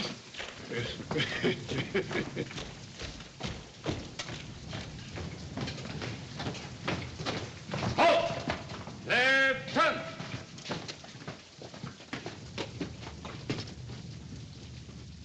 Get that off to brigade in the morning. Certainly, sir. Do any of you know Oberst Kretschmer-Schuldorf? Don't play deaf. He was an Oberst in your regiment the last time I heard of him. Oberst Kretschmer-Schuldorf, 2nd Regiment of Uhlans. Which of you can speak English? Hey, you spoke English an hour ago. Answer the brigadier. I do speak. Ah. Now listen to me. We don't use the same methods that I hear you use on your prisoners, but I assure you we have means to find out what we want. What was this explosive found on you intended for? I don't know. Don't lie. I do not know. You took 3 of our men prisoners 2 days ago. No. Then how did you know about the bridge? I know nothing about the bridge. Then why were you carrying dynamite? Quite safe to go now, sir. Your car's waiting. Won't you stay for dinner, sir? What have you got? Macaroni. We found it in the cellar. Beastly stuff. And the usual corned horse. Oh, I think I'll take my chance at Dupuis. Pity I've got to go. I'd like another shot at those prisoners. Oh, I think I've got the idea, sir. I'll tackle him for you. Right. Make your report to brigade. Very good, sir.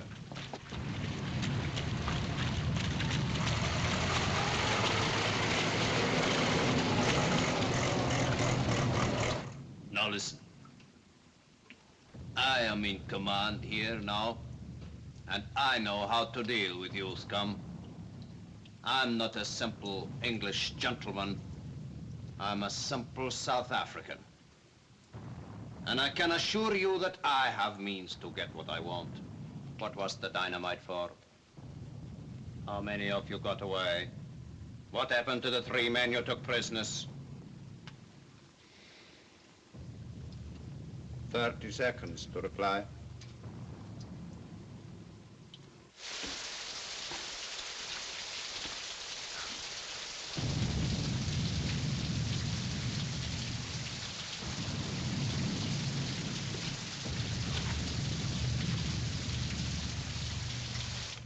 Saint-Michel 10. Pont Saint-Michel 10. 835. 835. Hello! Hello! Damn it! Lousy line's dead, sir. I can't get Beechwood. Hell, keep trying. Right. Yeah, and what do you want? I'm Brigadier General Candy. I'm sorry, sir. Sit down and take the load off your feet. I couldn't see your grasp for the mud. What can I do for you? You're the railway transport officer? I run trains, if that's what you mean. That is, when there are any trains to run. Did you get my chit? Jake, will you, for the Lord's sake, get me through to Beechwood? The Colonel's having kittens. Try the other circuit. You said chit? Yes. What's a chit? A message, man, a message. I want transport to London. It's urgent. Hasn't been any message through here since I've been on duty. See what we can do for you.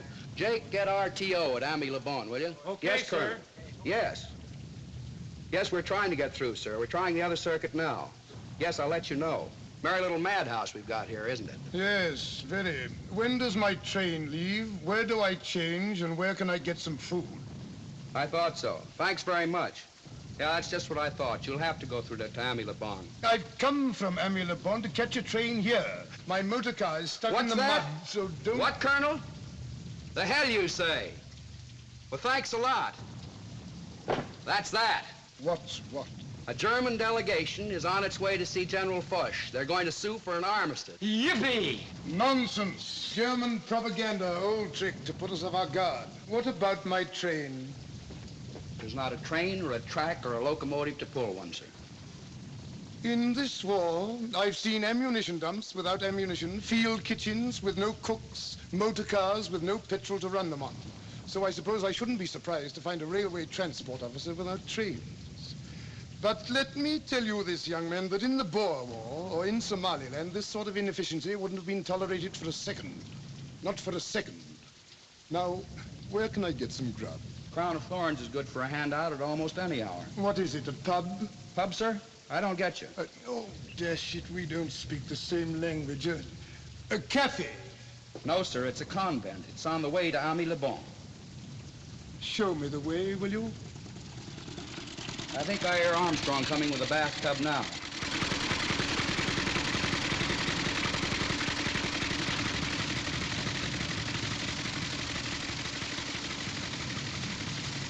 Armstrong, I want you to take the general here over to the Crown of Thorns. Yes, sir.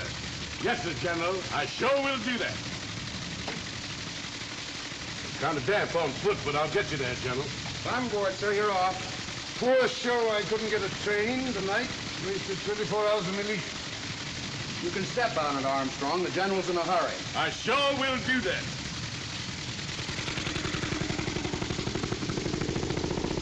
Well, goodbye, General. What were those other wars he was talking about, Captain? The Boer War and the Somme something. I never heard of them. Those weren't wars. Those were just summer maneuvers. Here we are, General. The convent of the Crown of Thorns. Let me give you a hand. I can manage. There you go.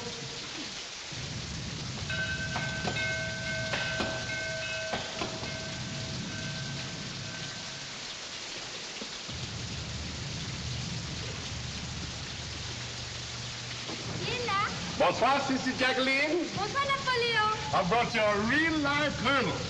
Je suis un général anglais. Ils entrent donc, mon général. Good night, General. Bon appetit. Good night, Sister Jacqueline. Bonne nuit, Napoléon. Que désirez-vous, mon général? Merci, madame. Les Américains, moi, j'ai mangé. Monsieur le général a mangé quelque chose qui lui aurait fait mal. Oui, mangé. Mais venez donc, mon général. Faut pas vous tourmenter, mon général, on vous guérira bien vite. Ma mère, il y a un général anglais qui vient d'arriver. Je viens avec toi, mon petit. Macron, le général est malade. Bonsoir, madame.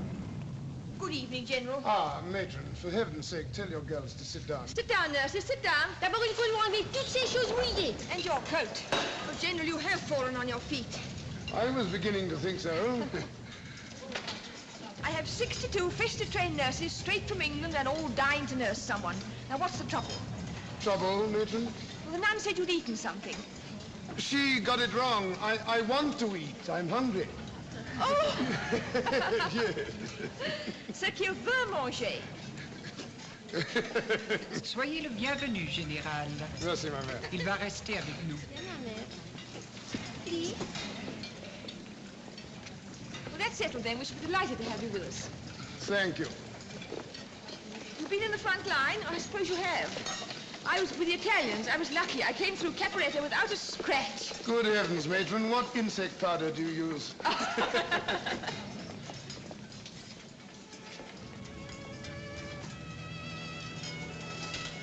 Come and sit over here, General, will you? Move up a bit, my dear. Une assiette, s'il vous plaît. Could you pass the water, sir? We have macaroni. Splendid. Thank you, nurse. Matron, have you ever seen the Indian road trick? No, General, have you? It must be an incredible sight. Yes, but I've never heard of anybody who's seen it unless he heard he was going to see it first. I beg your pardon, I don't quite understand. You hear about a thing, you hope to see it, and then you'll see it. Yes, General, will you excuse me? One moment, matron. Do you know that girl over there? I'm afraid I don't. I only met them here at the station. Come along, nurses. Bed, everyone. Bed, everybody. Come along. Come on, Win.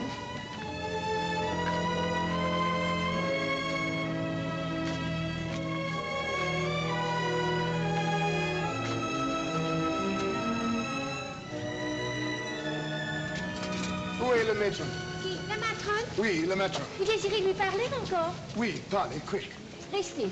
Je m'en vais la chercher. Nurse, do you know the name of the girl sitting at the end of that table? Dark or fair? Fair. Oh, I don't remember. Can you describe her better? Well, she was fair. I didn't see the color of her eyes. Slim. Sorry, well, it might be anyone. Excuse me, General. Where do you come from tonight? What detachment are you? Yorkshire. West Riding, most of us. Good night, General. Good night.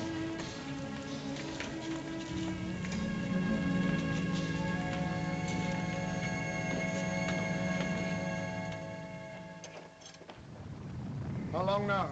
Not long now, sir. You've said that 10 separate times. I know, sir. Well, hurry. The train leaves at 10:30. I know, sir. I need extra time at Amy LeBlanc. I'm going to GHQ. I know, sir. Stop talking like an infernal parrot, Murdoch. How do you know? I was told, sir. Who told you? Major Van Zyle's Batman, sir. What did he say? That you were up in the air, sir, because the Major had got valuable information from the Jerrys, the prisoners, sir. Your misinformation, Murdoch, is typical. Thank you, sir. 4 pages of confessions not worth Kretschmer Schuldo. There can't be 2 of them with a name like that, eh, Murdoch? No, sir. You don't know what on earth I'm talking about. No, sir. Haven't I told you about the time I was in Berlin in 1902?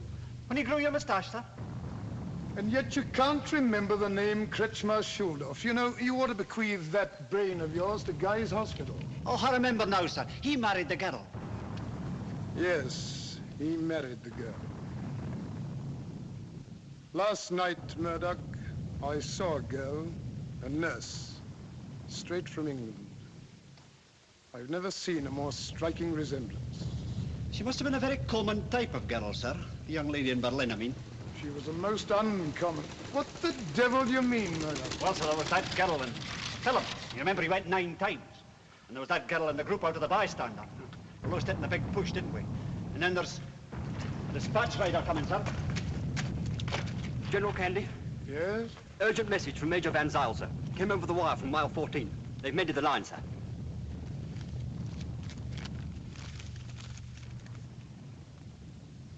Any answer, sir?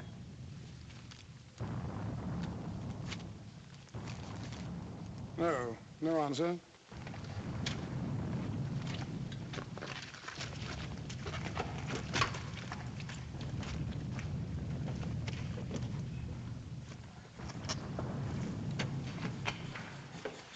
Anything wrong, sir? Murdoch, the war is over. Yes, sir. The Germans have accepted the terms of the armistice. Hostilities cease at 10 o'clock. It's nearly that now. Murdoch, do you know what this means? I do, sir. Peace. I can go home. Everybody can go home. For me, Murdoch, it means more than that. It means that right is might, after all. The Germans have shelled hospitals, bombed open towns, sunk neutral ships, used poison gas, and we won. Clean fighting, honest soldiering have won. God bless you, Murdoch. sir.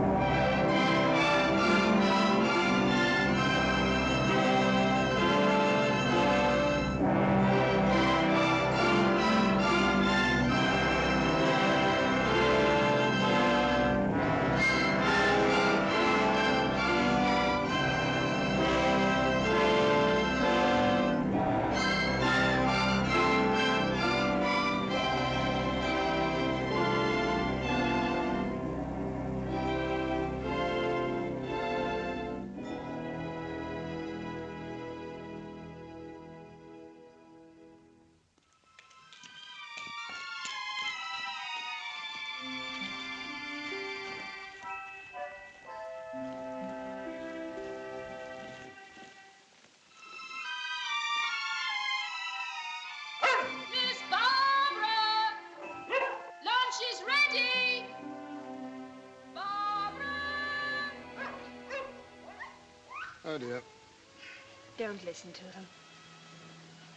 Now, you listen to me. There I was asleep. You'd never seen me before. You never even spoke to me then. How could you be so sure? Can I ask you a question first? You're wriggling. All right, fire away. How can you be so sure? I'm 20 years older than you are, and I'm a soldier. When other people are thanking God the war is over, I'm going to the War Office to ask, where is another war where you can use me? You asked me that once before, and I told you. I'm asking you again because I want to hear it again. And again.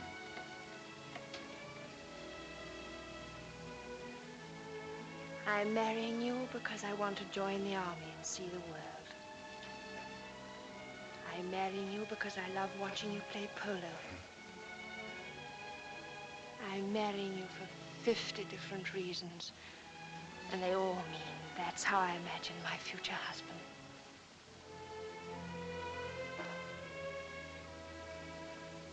Same here. That's how I imagine my future wife.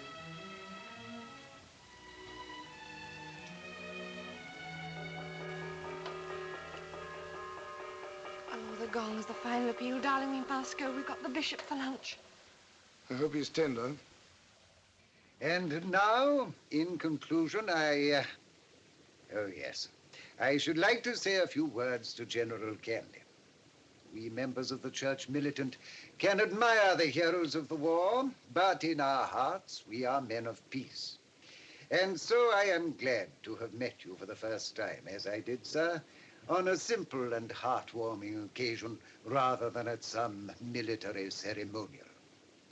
When I first heard that a general of the British Army was arranging a ball for the benefit of those nurses of the West Riding who had taken part in the 4-year struggle, I said to myself, there is a man whose heart is in the right place. And I am glad to be able to tell you that one result is that the sum of £131 2 and 6 will be handed over to the War Nurses Benevolent Fund. My Lord Bishop, I want to make a confession. I first saw Barbara in Flanders on the last night of the war. She was a nurse among 70 other nurses. I never knew her name, but I found out that most of the nurses came from Yorkshire, the West Riding. And, of course, she was a nurse. So I thought to myself, well, Yorkshire's a big place, my Lord Bishop. So I thought, how can I find a nurse in Yorkshire? You understand who I'm driving at, I suppose, what I mean.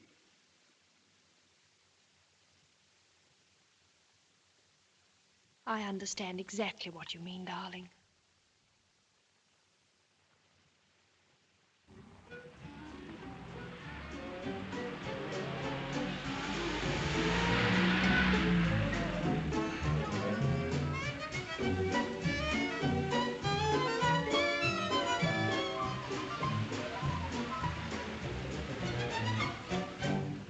That window is the den. Wrong.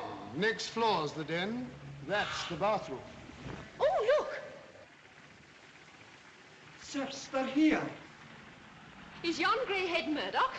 His idea of greeting the conquering hero, I suppose. I think I shall like Murdoch. And I know I shall like this house. Clive, let this whole house be our den where we can always crawl, whether we return with rich spoils or badly mauled from our rovings, or just to change our spots. Aunt Margaret would have loved you for that.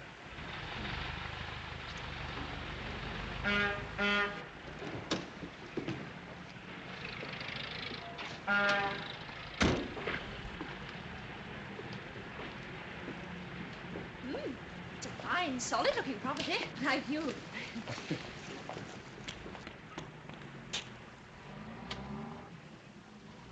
Clive, you won't change, will you? And don't ever leave this house. No fear. Even if there's a second flood, this house shall always stand on its solid foundations. And we'll have a private lake in the basement. That's a promise. You stay just as you are till the floods come. Till the floods come. And this is a lake. And this is a lake. I'm sorry, Mum.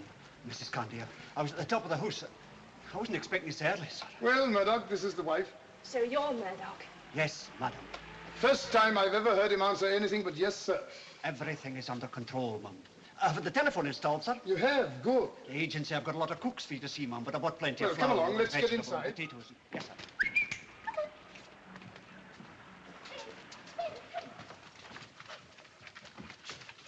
We'll have some fun with this. All the tradespeople have called, Mum, and they'll be calling again for your orders. That's all right, Murdoch. Not staying this time, off tonight. Yes, sir? 8 weeks Paris. When we come back, we'll put our feet up for a bit and have a big party. Yes, sir.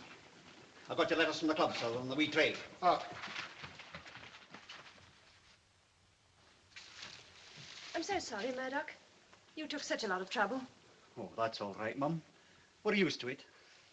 I told the porter the General wouldn't be using the club so much in future, Mum. Oh, and what did he say? Well, go on, Murdoch. I can bear it. Yes, Mum. He said, they all say that at first, Mum. I say, Barbara, here's an answer from the Prisoners of War Committee. Oh, they found him?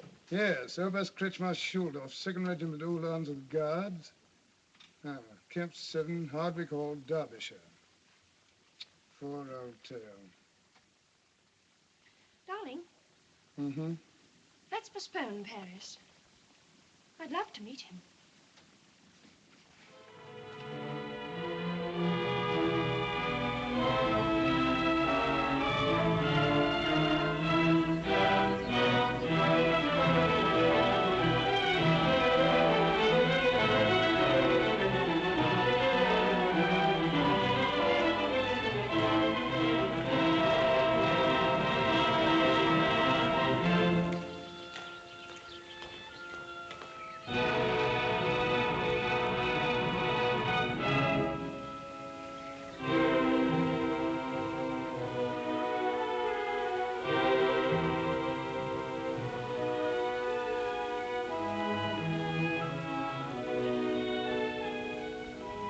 Message, sir, from the Commandant's office.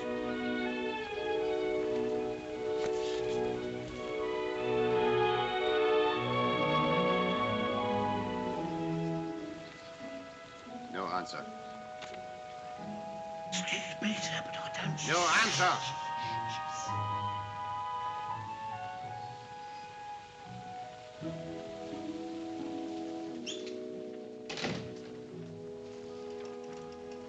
Well? He said no answer, sir. No answer? What else? Nothing, sir. He refused to come? If that was the message, madam.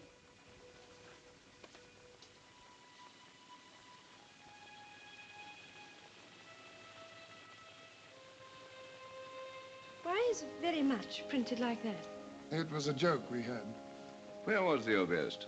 Listening to the band, sir. All right, Higgins.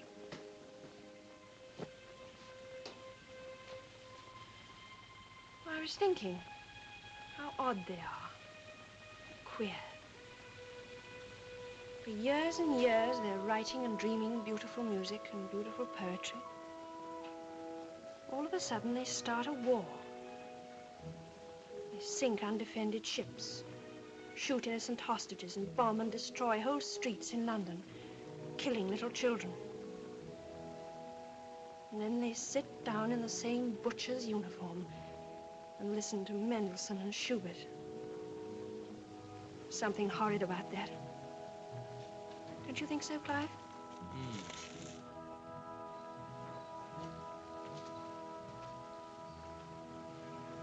Perhaps I should have written in German. He understands English. They all learn English while they're here.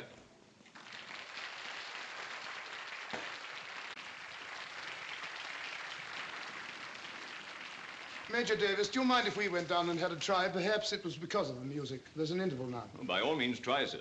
But Mrs. Candy had better remain. Oh, yes. I can't understand it. I've written to him before the war, and he's written to me. They stopped English lessons on the 11th of November. On Armistice Day. So viel Konzerte gehört, dass mir es mit der Zeit auf die Nerven fällt, bevor die wieder zu Hause ist. Ich hab schon was gehört. Weißt du, in Dresden Hochschaut, aber Jahre zurück. Oberst Kretschmer Schuldorf. Over there.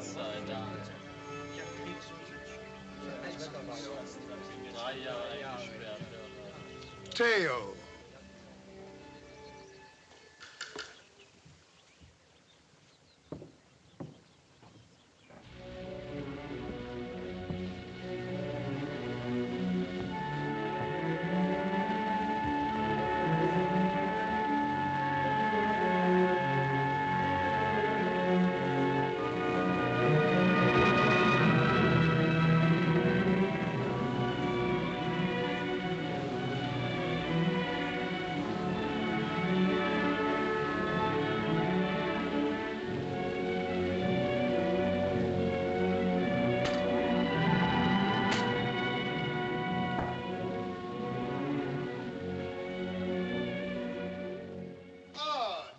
Hello, Candy. I hope your wife will forgive me. I'm afraid you didn't read the invitation, old man. Oh, bachelor party, eh?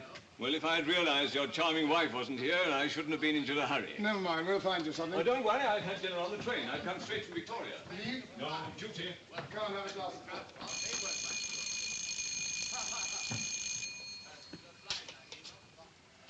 This is Brigadier General Candy's residence. May I speak to the general, please?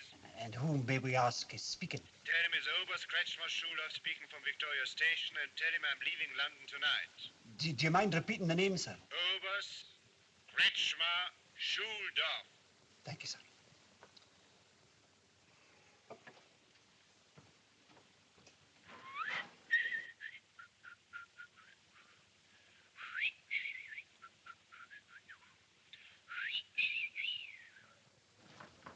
Couldn't he phone tomorrow? Where's he speaking from? Victoria Station, sir. He's leaving tonight, he said. What name? Sounded like Ranchbar or something, sir. Kretschmer Schuldorf. That's it, sir. Murdoch, that brain of yours ought to be in a bottle. Theo. Yes, it's me, Theo. How are you, my friend? Yes, I'm going home. If there's such a thing left in Germany. Oh, yeah, there's scores of us here. Can't you hear them? We have an extra train. It leaves at 11:30.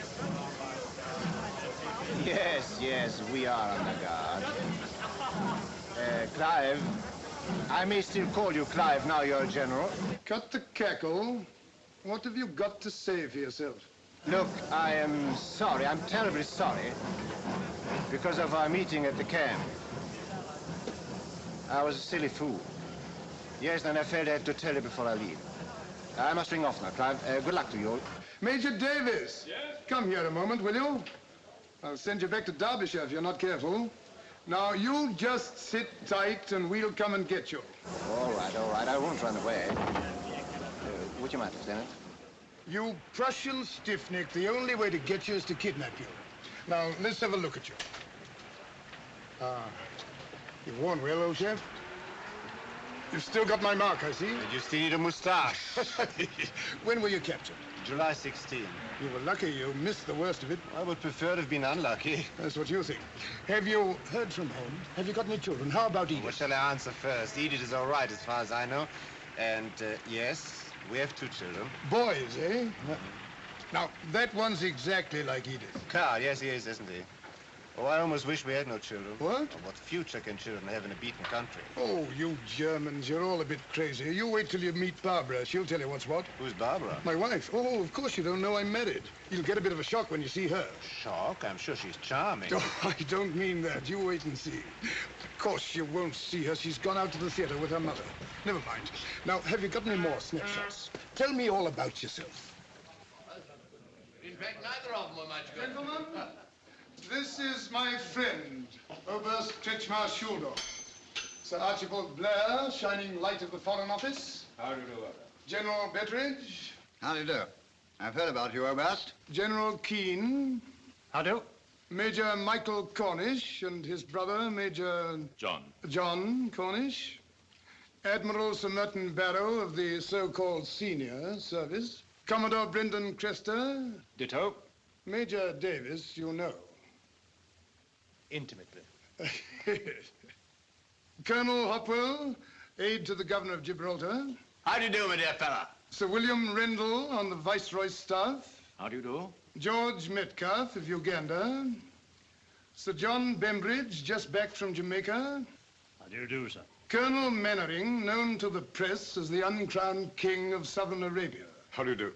Mr. Christopher Wynne of Bradford, England, my father-in-law. How are you? How do you do? Embodiment of all the solid virtues. Sit down, Teo. What will you have to drink? Port, please. Port? Port, no? It has to go round the clock, Oberst. Cigar? Cigarette? Cigarette, They're both on the table. Turkish or Virginia? Thousands of them. Virginia. I think you'll find those. Oh, sorry. Yes, I don't suppose you'll remember me, but we met in Berlin in '02.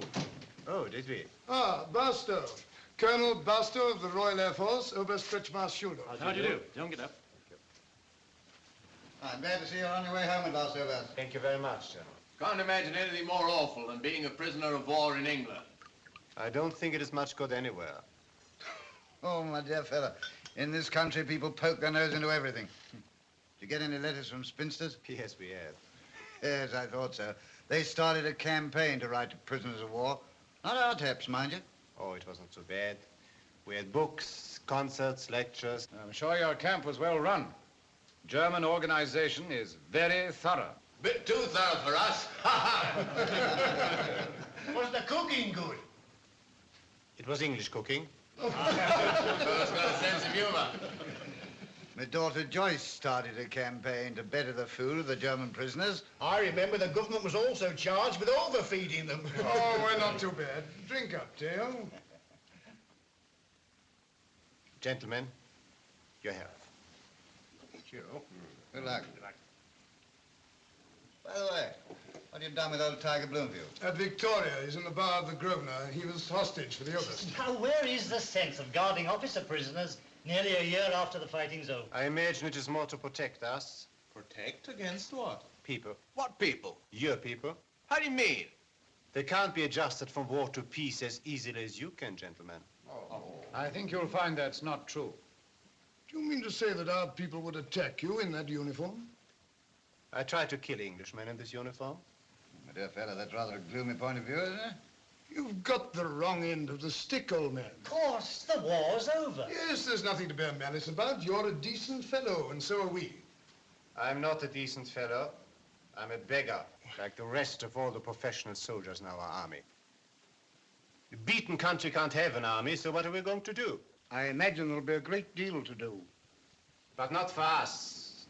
We know a bit about horses. We can become stable boys. You'll feel differently when you're home again. Home. But what will the home be like? Another prison camp. Who says so? Aren't we going to have foreign troops occupying our cities for years? For years? I like that. I've never heard a man more wrong than you are.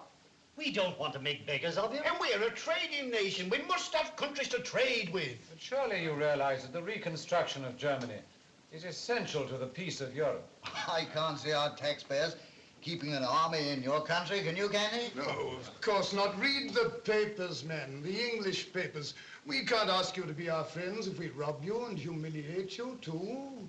That's how we all feel, eh? Yes. We want to be friends.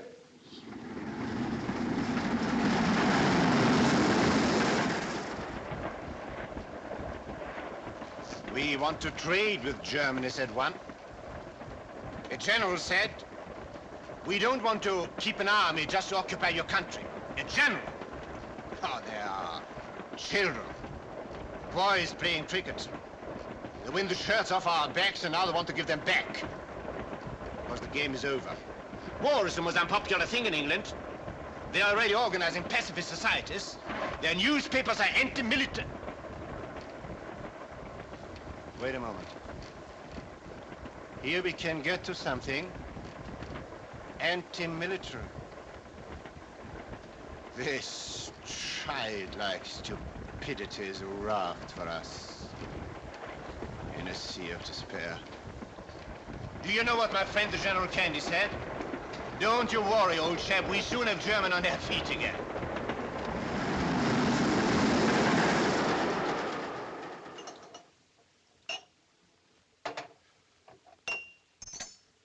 I think we made an impression on him. And the last thing I said to him was, my dear fella, don't you worry. We'll soon have Germany on her feet again. And he believed it? Theo, I believe so. I hope so.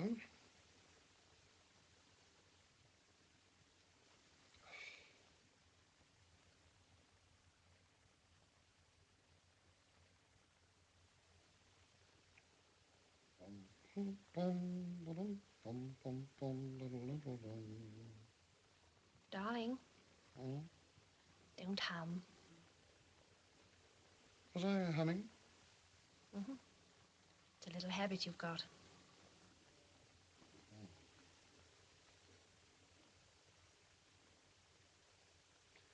Well, what do I do if I don't hum?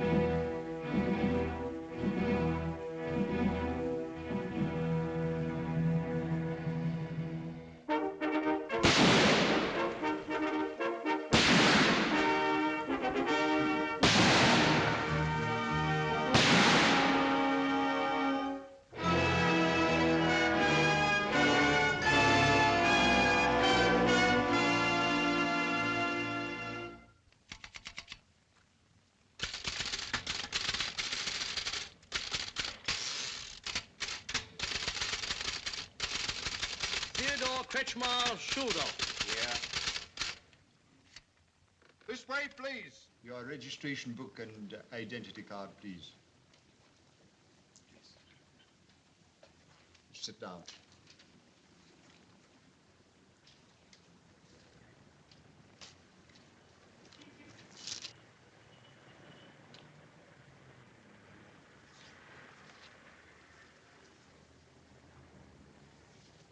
When did you arrive in this country? The 6th of June, 35. From? Paris, France. I arrived in France the 15th of January, 34. From Germany? Yes. Why did you leave Germany? My outlook of life is against the Nazis. Most refugees left Germany early in 1933 when Hitler came to power. I had nothing to fear from Hitler. At least I thought so. It took me 8 months to find out I was wrong. Rather a long time. Don't you think so? Please, I mean no offense, but you in England took 5 years. Right, right. Have you been in England before? Yes. I was prisoner of war in the last war. I see you were an officer. When did you leave the army? In 1920. 8 out of 10 officers had to retire when the German army ceased to exist as a large army, I mean. You prefer the existence of a large army? Not anymore. In 20, I chose a new profession. I became a military chemist. I worked for 13 years in a factory in Mannheim. Are you married? My wife is dead. Children? 2. I have no connection with them. They are good Nazis. As far as any Nazi can be called good. I'm afraid, Mr. Krishma, that doesn't sound very much in your favor. I've tried to answer correctly. Personally, I don't doubt your good faith, but I'm here to safeguard my country's interests. You may be an anti-Nazi, you may not. In times like these, one enemy in our midst can do more harm than 10 across the channel. If you were here to work for the enemy, what would you tell me now? Exactly the same, that you were a friend of England and that our enemy was your enemy. I know this is hard on those who are really with us, but it should be their best assurance that this time we mean business. If you are a friend, our precautions are your precautions, and our interests, your interests, because our victory will be your victory. Is there anything else you'd like to say? If you don't mind, sir. Well, go ahead. In earlier years, the most important principle of my life used to be never lie, always tell the truth. Very good principle. I hope you stick to it. Oh, I have not told a lie, but I also have not told the truth.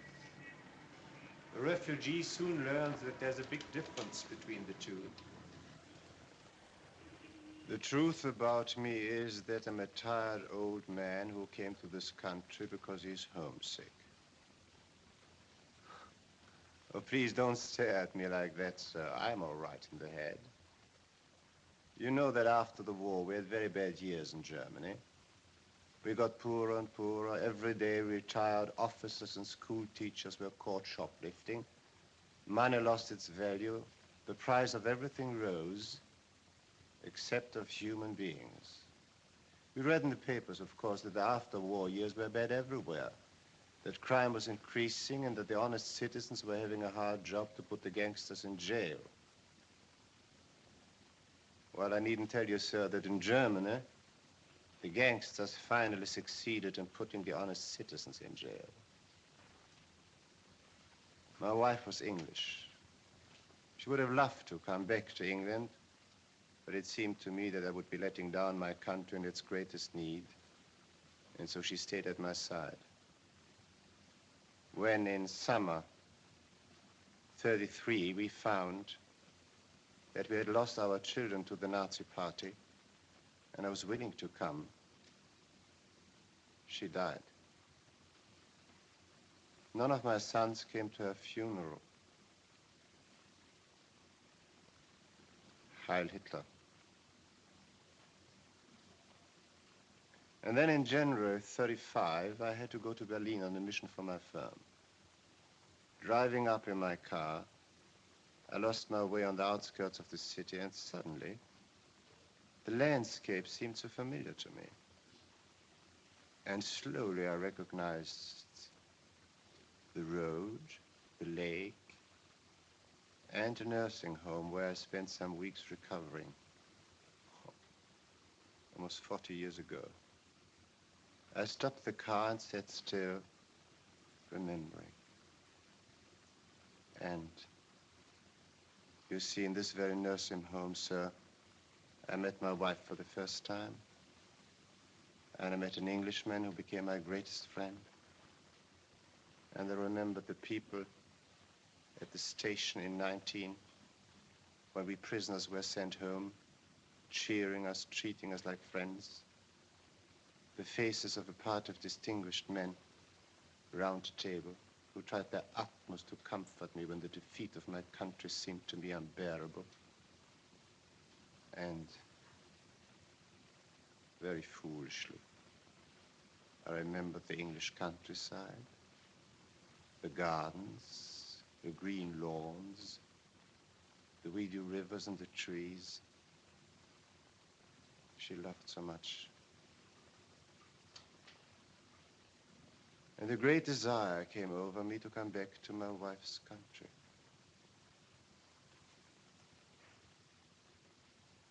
And this, sir, is the truth.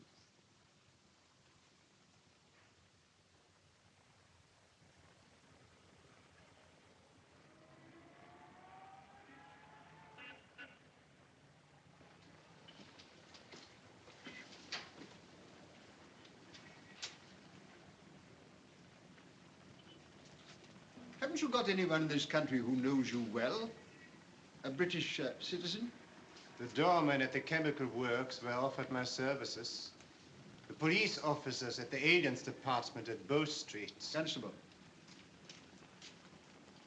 Don't you know Major General Clive Wincanby? Yes, I used to know him. Did you ask him to come here and testify on your behalf? Yes, I did send him a letter, but I suppose he...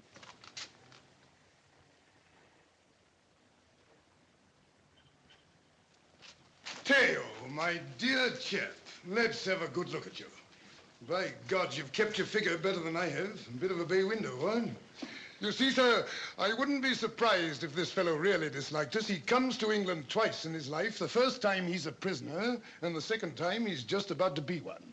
May I talk to him, sir? I haven't seen him for 20 years and a bit. Afraid not here, General. We have many Kretschmar shoot-ups waiting. You mean to say that I've traveled 11 hours from, mustn't say where, and you won't allow me to have a word with the condemned man? Well, you don't have to go back this minute, do you? Tomorrow morning, sir, infernally early, too. Well, that's all right. You can talk to him all day and all night, till midnight. Aliens' curfew, you know. And I can take him with me? If you say you know him. Do I know him? And will stand surety for him. With everything I have, sir.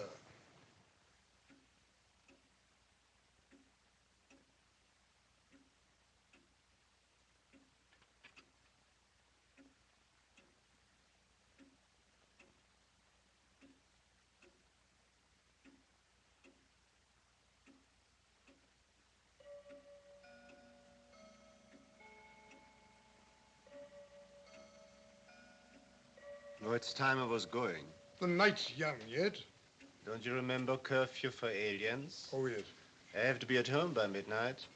Don't forget, sir, you have to be up at 6 o'clock. Early parade, eh? Aye. How lucky you are, Clive. Yes, they put me on the retired list in 35, but I knew they'd want me again. Back, I went on the active list like a shot. I mean, why don't you stay? I've 18 rooms. Murdoch, rally run. Thank you, Clive. I'd better not. I would need a special permit anyway. Yeah. All right, Murdoch, as you were. Stay a little longer. I'll send you home by car. Murdoch, tell Miss Cannon to be here by 11:45. Very good, sir. Who is Miss Cannon? Miss Cannon, my driver, MTC. Do you remember, Clive, we used to say, our armies are fighting for our women, our children, and our homes. Now the women are fighting beside the men. The children are being trained to shoot. What's left is the home. But what is the home without women and children? You never met my wife. Would you like to see a picture of her? Oh, very much. Do you remember when that was all I was able to say in English? Very much. You got further with them than I ever got. In what respect? Dash it, don't tell me you didn't know. You what? Wait, you make me blush. I don't know what you're talking about. Well, I thought it was written all over my face when I left Berlin in '02. You forget I never saw your face after you'd left. I was in love with her, your wife. She never told me. She never knew. But I seem to remember... Oh, Clive, that last day in Berlin when I told you, you seemed genuinely happy. Dash it, I didn't know then. But on the train, I started to miss her. On the boat, it was worse. And by the time I got back to London, well, I'd got it properly. My Aunt Margaret got onto the scent straight away. Women have a nose for these sort of things. Besides, I did a stupid thing. First night back, I took out her sister. Aunt Margaret? Edith's. Oh, Martha? Yes. What is stupid about that? Thinking her sister would be like she was. Like Edith? Yes. Well, you got over it? That's just it. I never got over it. Theo, this may sound a damn silly thing to say to you, but I never got over it. You may say that she was my ideal. If she were some sort of sickening long-haired poet. All my life, I've been looking for a woman like her. So now you know. I never thought it possible that an Englishman could be so romantic. And your wife, you don't mind my asking you, you loved her? Yes, dreadfully. She was exactly like Edith. I'll show her to you.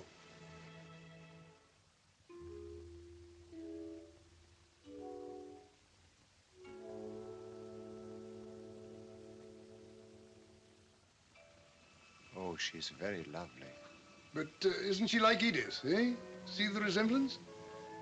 Yes, there's something very striking. But you must not forget I saw Edith 31 years later than you. We grew old together. You understand? Ah, yes, of course. But she was exactly like her.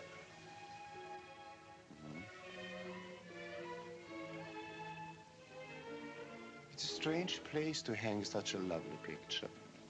She wanted it. I call this my den, you know. She always knew I used to come back here. We had a joke about it. All my stuff's here.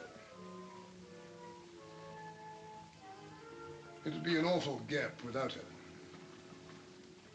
Have a pig, boy.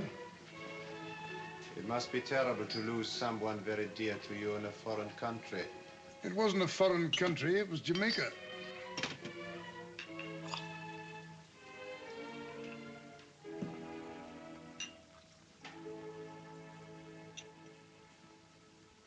Bye, Clive. Have a nice journey. Don't worry about anything. Everything's under control. Oh, that's fine. Will you close the door, sir, please? Oh, shut up, Murdoch. Good luck to you, Murdoch. Thank you, sir. But the General isn't taking me. I'm staying behind to look after things here. You know the way, Angela? Yes, sir.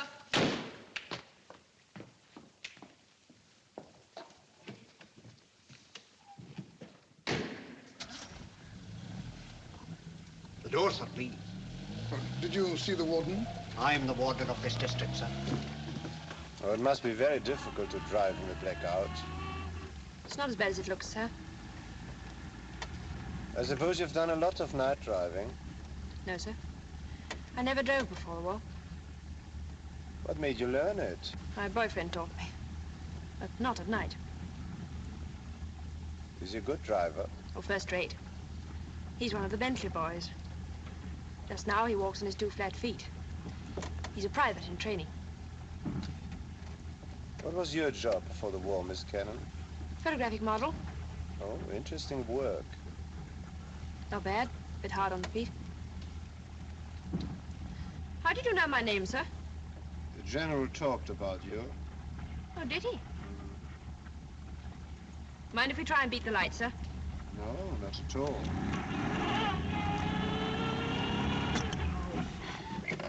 Sorry, sir. Couldn't make it. You like being the General's driver? Of course, who wouldn't? He's such an old darling. I could have done a handstand when he asked for me. Do you know, he chose me out of 700 girls, sir. Some odds, isn't it? 700 to 1. Crying out loud, look at that light. He ought to be reported. Oh, come on, don't be all night.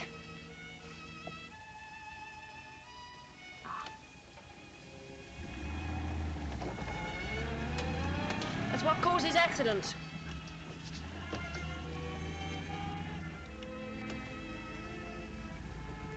Long odds, weren't they, sir? I beg your pardon? 700 to 1. Makes me a bit of an outsider.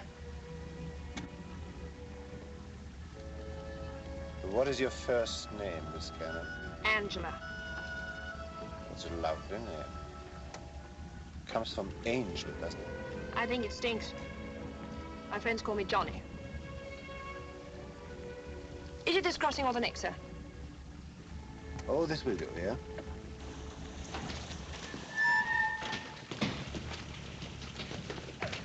Good night, Angela. Good night, sir. I'd like to see your boyfriend one of these days. Me too. Good night, sir.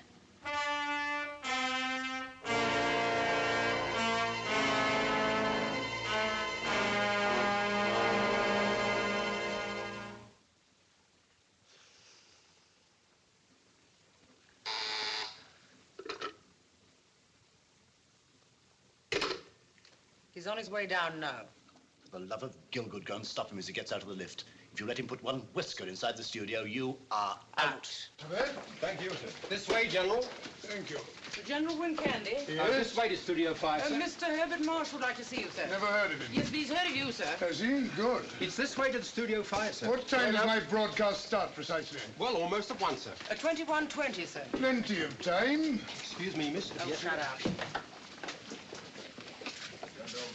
A regular warren, eh? Yes. Beehive of industry. Yes, sir. Do you like working here? Oh, very much. You meet such interesting people. You can tell that from the programs. General Wincandy. I don't think I've met you, sir. No, I'm afraid I've not had that pleasure. Won't you sit down? Thank you. Cigarette? Thank you. What is snug quarters you've got here, and deep. Yes, we have to be deep these days. I quite agree. Back to the Stone Age, what? I don't think I'll like this at the moment, if you don't mind. Bad for speaking. Makes my throat dry. General, I'm afraid we've been having a little trouble about your broadcast. Well, I'm used to trouble. I'm a soldier. Yes, the authorities think that it's a little ill-timed and might be better postponed. Think it's a little ill-timed? Who has been saying that? Why? Well, General, you know, in times of war... Don't talk to me about war. No, of course, that would be grotesque. I have been asked to describe in this broadcast my views on the cause of the retreat and its aspects for the future. There they are. I've been serving my country for 44 years. What was your position before this one, sir, eh? What? A lawyer. A lawyer? Well, I was a soldier. And before that, I suppose you were at college, and I was a soldier. And I was a soldier when you were a baby. And before you were born, sir, when you were nothing but a toss-up between a girl's and a boy's name, I was a soldier then.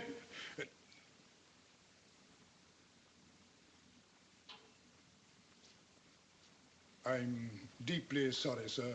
I know it's not you. No, I'm afraid it isn't. I'll make the necessary inquiries through the War Office. I'll have a light for this cigarette now, if you please. Malta this morning had its 25th air raid since Italy entered the war last Monday. It's not known if there was any damage or casualties. Cigarette, soldier.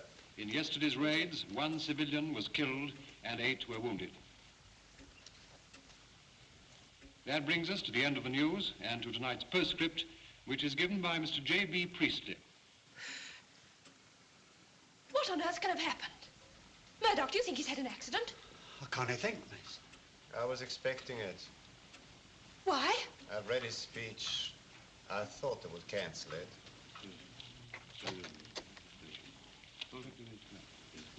It's him. Sorry about the slight delay. Now, here is Mr. Priestley. Murdoch, where can I go? The General mustn't find me here. Let me handle it. Oh, no Angela. fear. You let me out of here.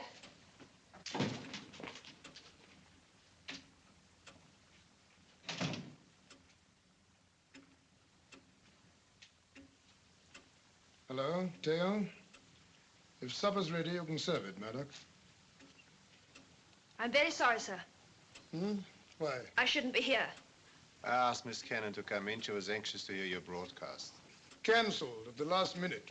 Pity we hurried as we did, Angela. We didn't leave the War Office till 5:20 to 9. There's a War Office letter for you there, sir. It came this afternoon. Paul Reynaud has resigned. Pétain is Prime Minister. Bad news. What? Oh, yes, bad news.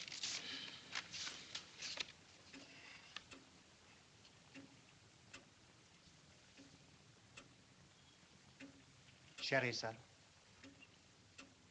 Yes.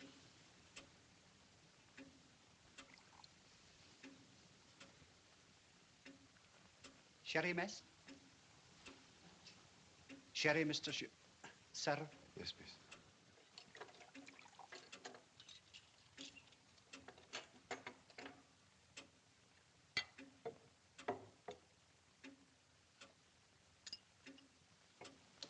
Thank you.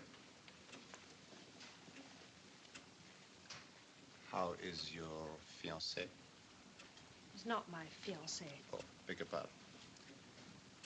How's your boyfriend? He's getting a commission. Oh, congratulations.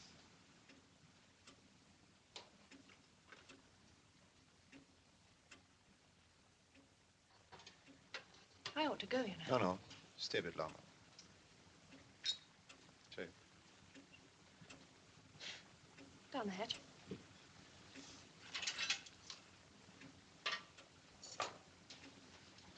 Any news about your application? Turned down.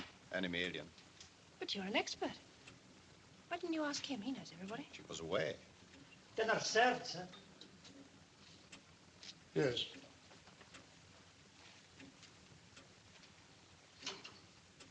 I'm going now, sir. Will you want the car anymore? I brought an extra cover, sir. Sit down, Angela. Theo, sit down, both of you. Thank you, sir. I've had my dinner. Have another one, Angela. If you're worrying about sitting down with your general, then stop worrying. I'm not a general anymore. Clive, what has happened? Retired again. Axed. They don't need me anymore. I'm sorry, sir.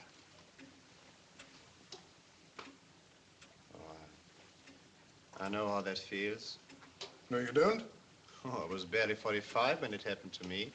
Different kettle of fish. You were made to do it. But we're not finished. Nor am I. Just starting.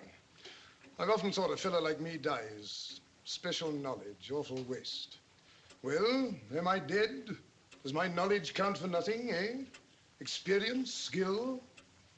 You tell me. It is a different knowledge they need now, Clive. The enemy is different, so you have to be different, too. Are you mad? I know what war is. I don't agree. I read your broadcast up to the point where you described the collapse of France.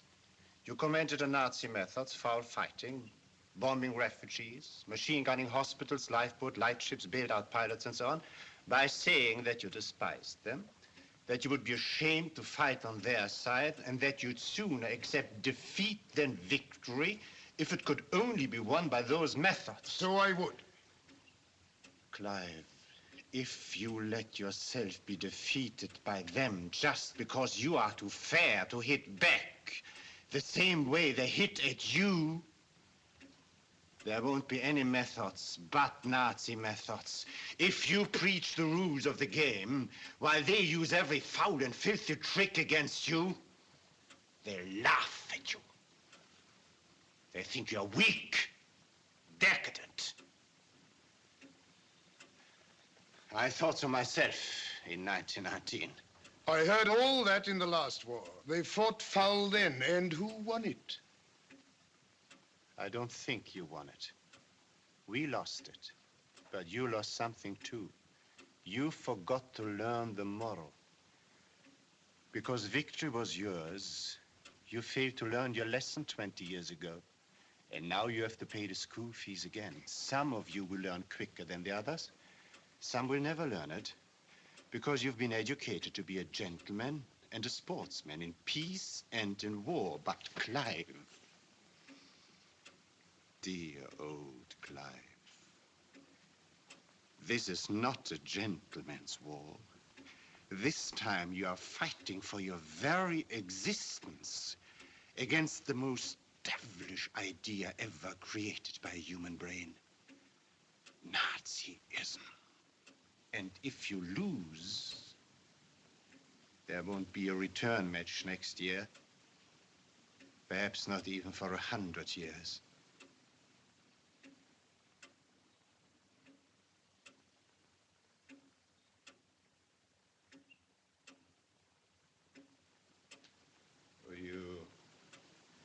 You mustn't mind me, an alien, saying all this.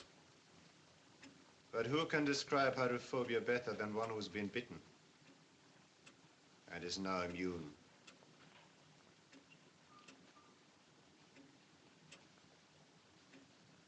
Well, you see, Angela, even one's best friend lets one down. I don't think so, sir. You too, eh? Kick a fella when he's down, what? Nobody would ever kick you, sir. You just got to change over, that's all. Change over to what? Well, a new job. It's easy enough for a man. Think so, eh? Swap horses in midstream. A lot of people have had to do it in this war, sir. It's better than drowning. Bravo, Angela. I shall call you John in future. She's hit the nail on the head. I don't know you. You shouldn't give up so easily, my boy. Is this the same man who took Berlin by storm 40 years ago? Look at me. Nobody wants me, but do I give up? Nobody wants you, and you're an expert. I don't know anything but soldiering. Not even that, apparently. What about the Home Guards, sir? They need leaders. They're just becoming an army. If we're invaded, they're our first defense. The papers say so. There you are. You know everybody. You could get them arms and instructors and equipment. Oh, what a job. Forming a new army. Home Guard, eh? Yes, sir. I was going to tell you myself, sir. You're drunk, Murdoch. Tell me what? That I joined the Home Guard, sir. You? Yes, sir. Anything wrong with the soup, sir? How should anybody know if they haven't touched it? Take it away, Lance Corporal Murdoch. Sergeant Murdoch, sir. What have you been doing, sir, all this time? Nothing, you blockhead, except talk. But watch now.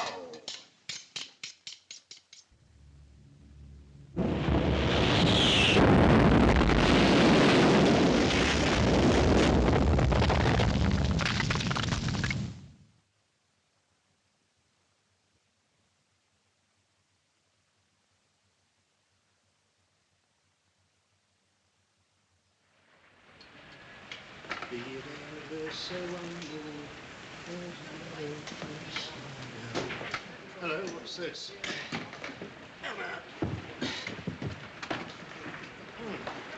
Do fruit law anyway.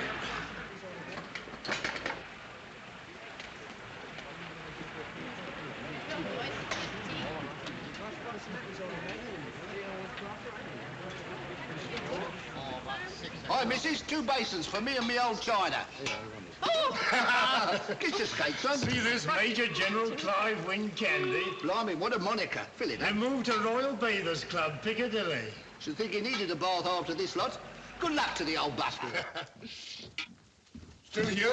Just going to... Don't be late. I won't, sir. By gad, what's that? The gun, sir. Brother's a gamekeeper. That's the ticket. Load with number 4. We'll soon have rifles, Tommy guns, too. Know which end is which? Oh, yes, sir. That's right. Break it up, chaps. Good afternoon.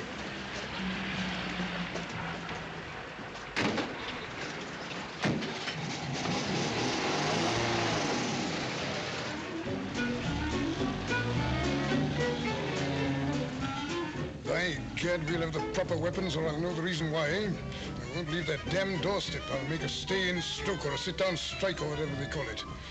We'll show 'em, Angela, eh? A real army, eh? The men are all right, keen as mustard. Organization, general staff, offices, general headquarters. That's what we want, and by gad, we'll get them.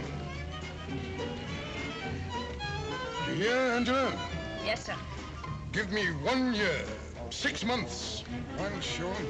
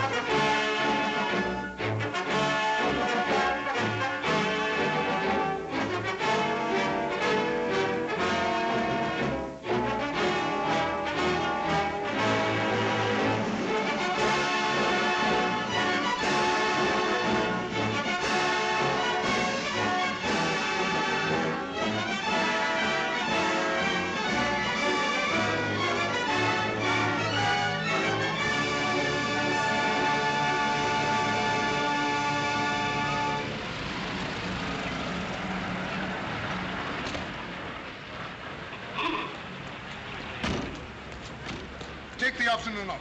Thank you, sir. Club 7:30. Very good, sir. Point to the throat, my boys.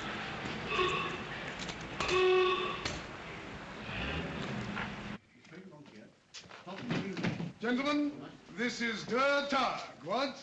This is the most vital and comprehensive exercise in which the Home Guard have yet taken part. Defense of London. We've trained for it, we can tackle it.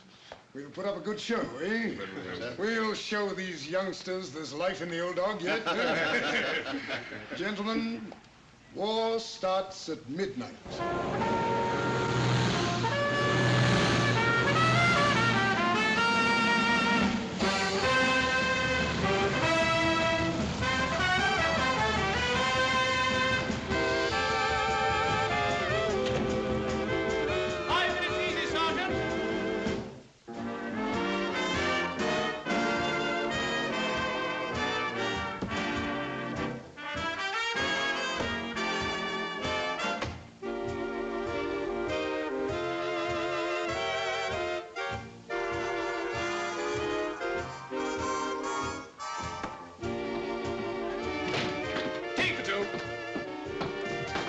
Number 9, doctor's favorite.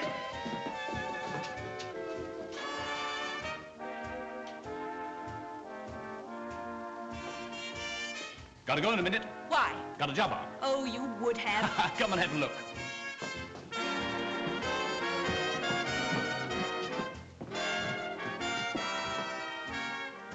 See that? What, those trucks? Why, private army. Well, what about it? Do you remember what you told me last night, amongst other things? Yes, I do, and I wish I hadn't told you now. Why do you think that I wanted the lowdown on Sugar Candy's movements? Well, why did you? What's the mystery? We're off to see him. Who? The wizard. What for? Because of the wonderful things he does to ra-da-da-da-da-da-da. Oh, shut up, Spud. What do you mean? We're going to teach him total war. How? Capture him. War starts at midnight, but we're going to bag him hours before that. Nazi methods, you know. You're not a Nazi, Spud. We're not training to fight Englishmen. You can't do this. Can't I? What? I won't let you do it. He's such a dear old man. So will I be when I'm over the 100. Ah, tea. But, Spud, how can you do it? I know what it would mean You to can't stop me, Johnny. Within an hour, the wizard will be the captive of my bone spear, not to mention 3 dozen of the toughest troops between here and New Zealand. Come on, drink this. But, Spud, don't you see? I gave you the information, and it's mean to take advantage of Don't it. be a sissy. In war, anything goes.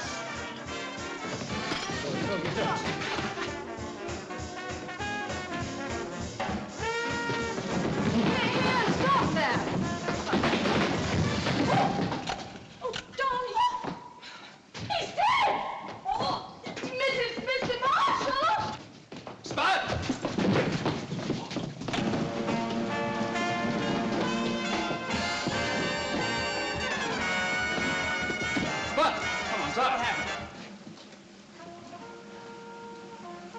She got me. Who? Matahari. Come on, quick.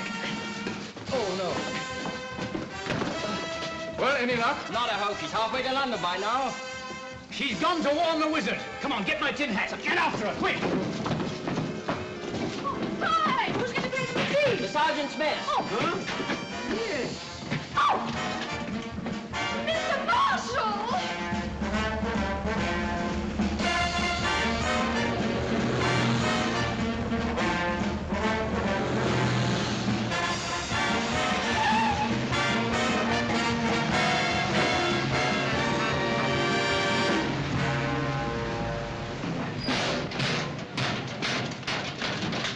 Really, miss, it's quite Well, get him impossible. on the phone, then. But, miss, this is... Go on, man. Very good. Come on, section. Head porter speaking. Number 3. Yes, sir. His driver wishes to speak to General Wincandy. Yes, it's not... General Wincandy in the club? No, sir. The General left an hour ago with Brigadier General Caldecott near Vice Marshal Lloyd Hughes. Did he say where he was going? Excuse me, sir, but what is your business with the General? I have a message for him, an urgent message. You give me the message, I'll see the General gets it. Damn it, old man. Are you a home guard? Why, sir? The password is Vivkiko 1911. The General is stopper in the Turkish baths. Sergeant Hawkins, sir, you're in charge here. Stay with him, and don't you leave it there so I'll answer the phone. You're a prisoner. The war doesn't start till midnight. That's what you think. Sergeant, that girl under there, she's a prisoner too. Corporal, these 3 men remain. All right, boys, this is it. Brute force and ruddy ignorance. Come on, Hawkins. Hello? Hello? Well, warn him then. Warn him, can't you understand English? Tell him to hide! Gentlemen, the war will soon be over. We agree it's very fine to win the last battle. We much prefer to win the first. You will be kept prisoner in this building till 6 a.m.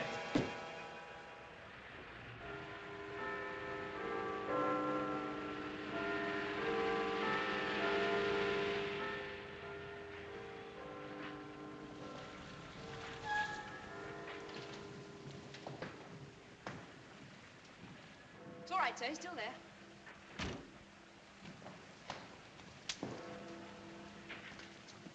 Hello, Clive. Hello, dear. I'm glad you've come. I couldn't have stood anybody else. Oh, that's all right. You've heard, I suppose? Yes. Johnny told me. And? Well, I think it is a dirty trick, but I can't help finding it a bit funny, too. It is. That's the worst of it.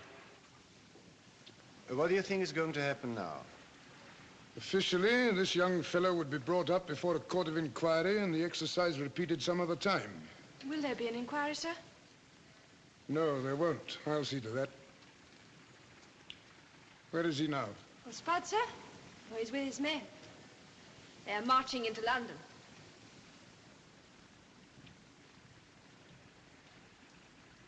Did you see them? Yes, we saw them coming when we came across the Cromwell Road.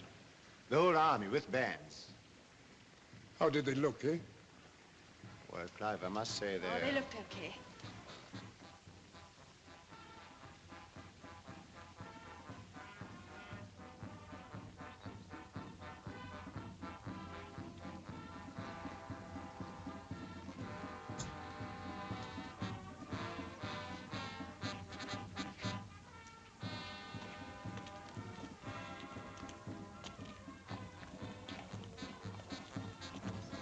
Cleaned up my place rather nicely.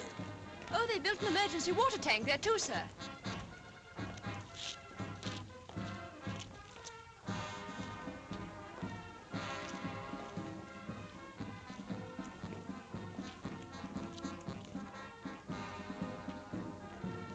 I've been thinking this over all night. I don't want to get this young fella into trouble. I think I'll invite him to dinner instead. Wasn't I just as much of a young fool as he is? Of course I was. Yes. But I wonder if he's going to be such a grand old man as you are. When I was a young chap, I was all gas and gaiters with no experience worth a damn. Now, tons of experience and nobody thinks I'm any use. I remember when I got back from Berlin in '02. Old Betteridge gave me the worst wigging I ever had. And then he invited me to dinner. I didn't accept. Often wish I had. Yes, I think I will invite him to dinner, and he'd better accept, you hear? Yes, sir. Here they come.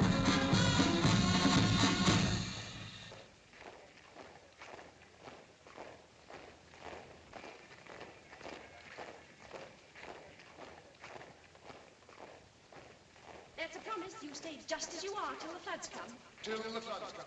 And this is a lake. And this is a lake. Now, here is the lake, and I still haven't changed. Sir?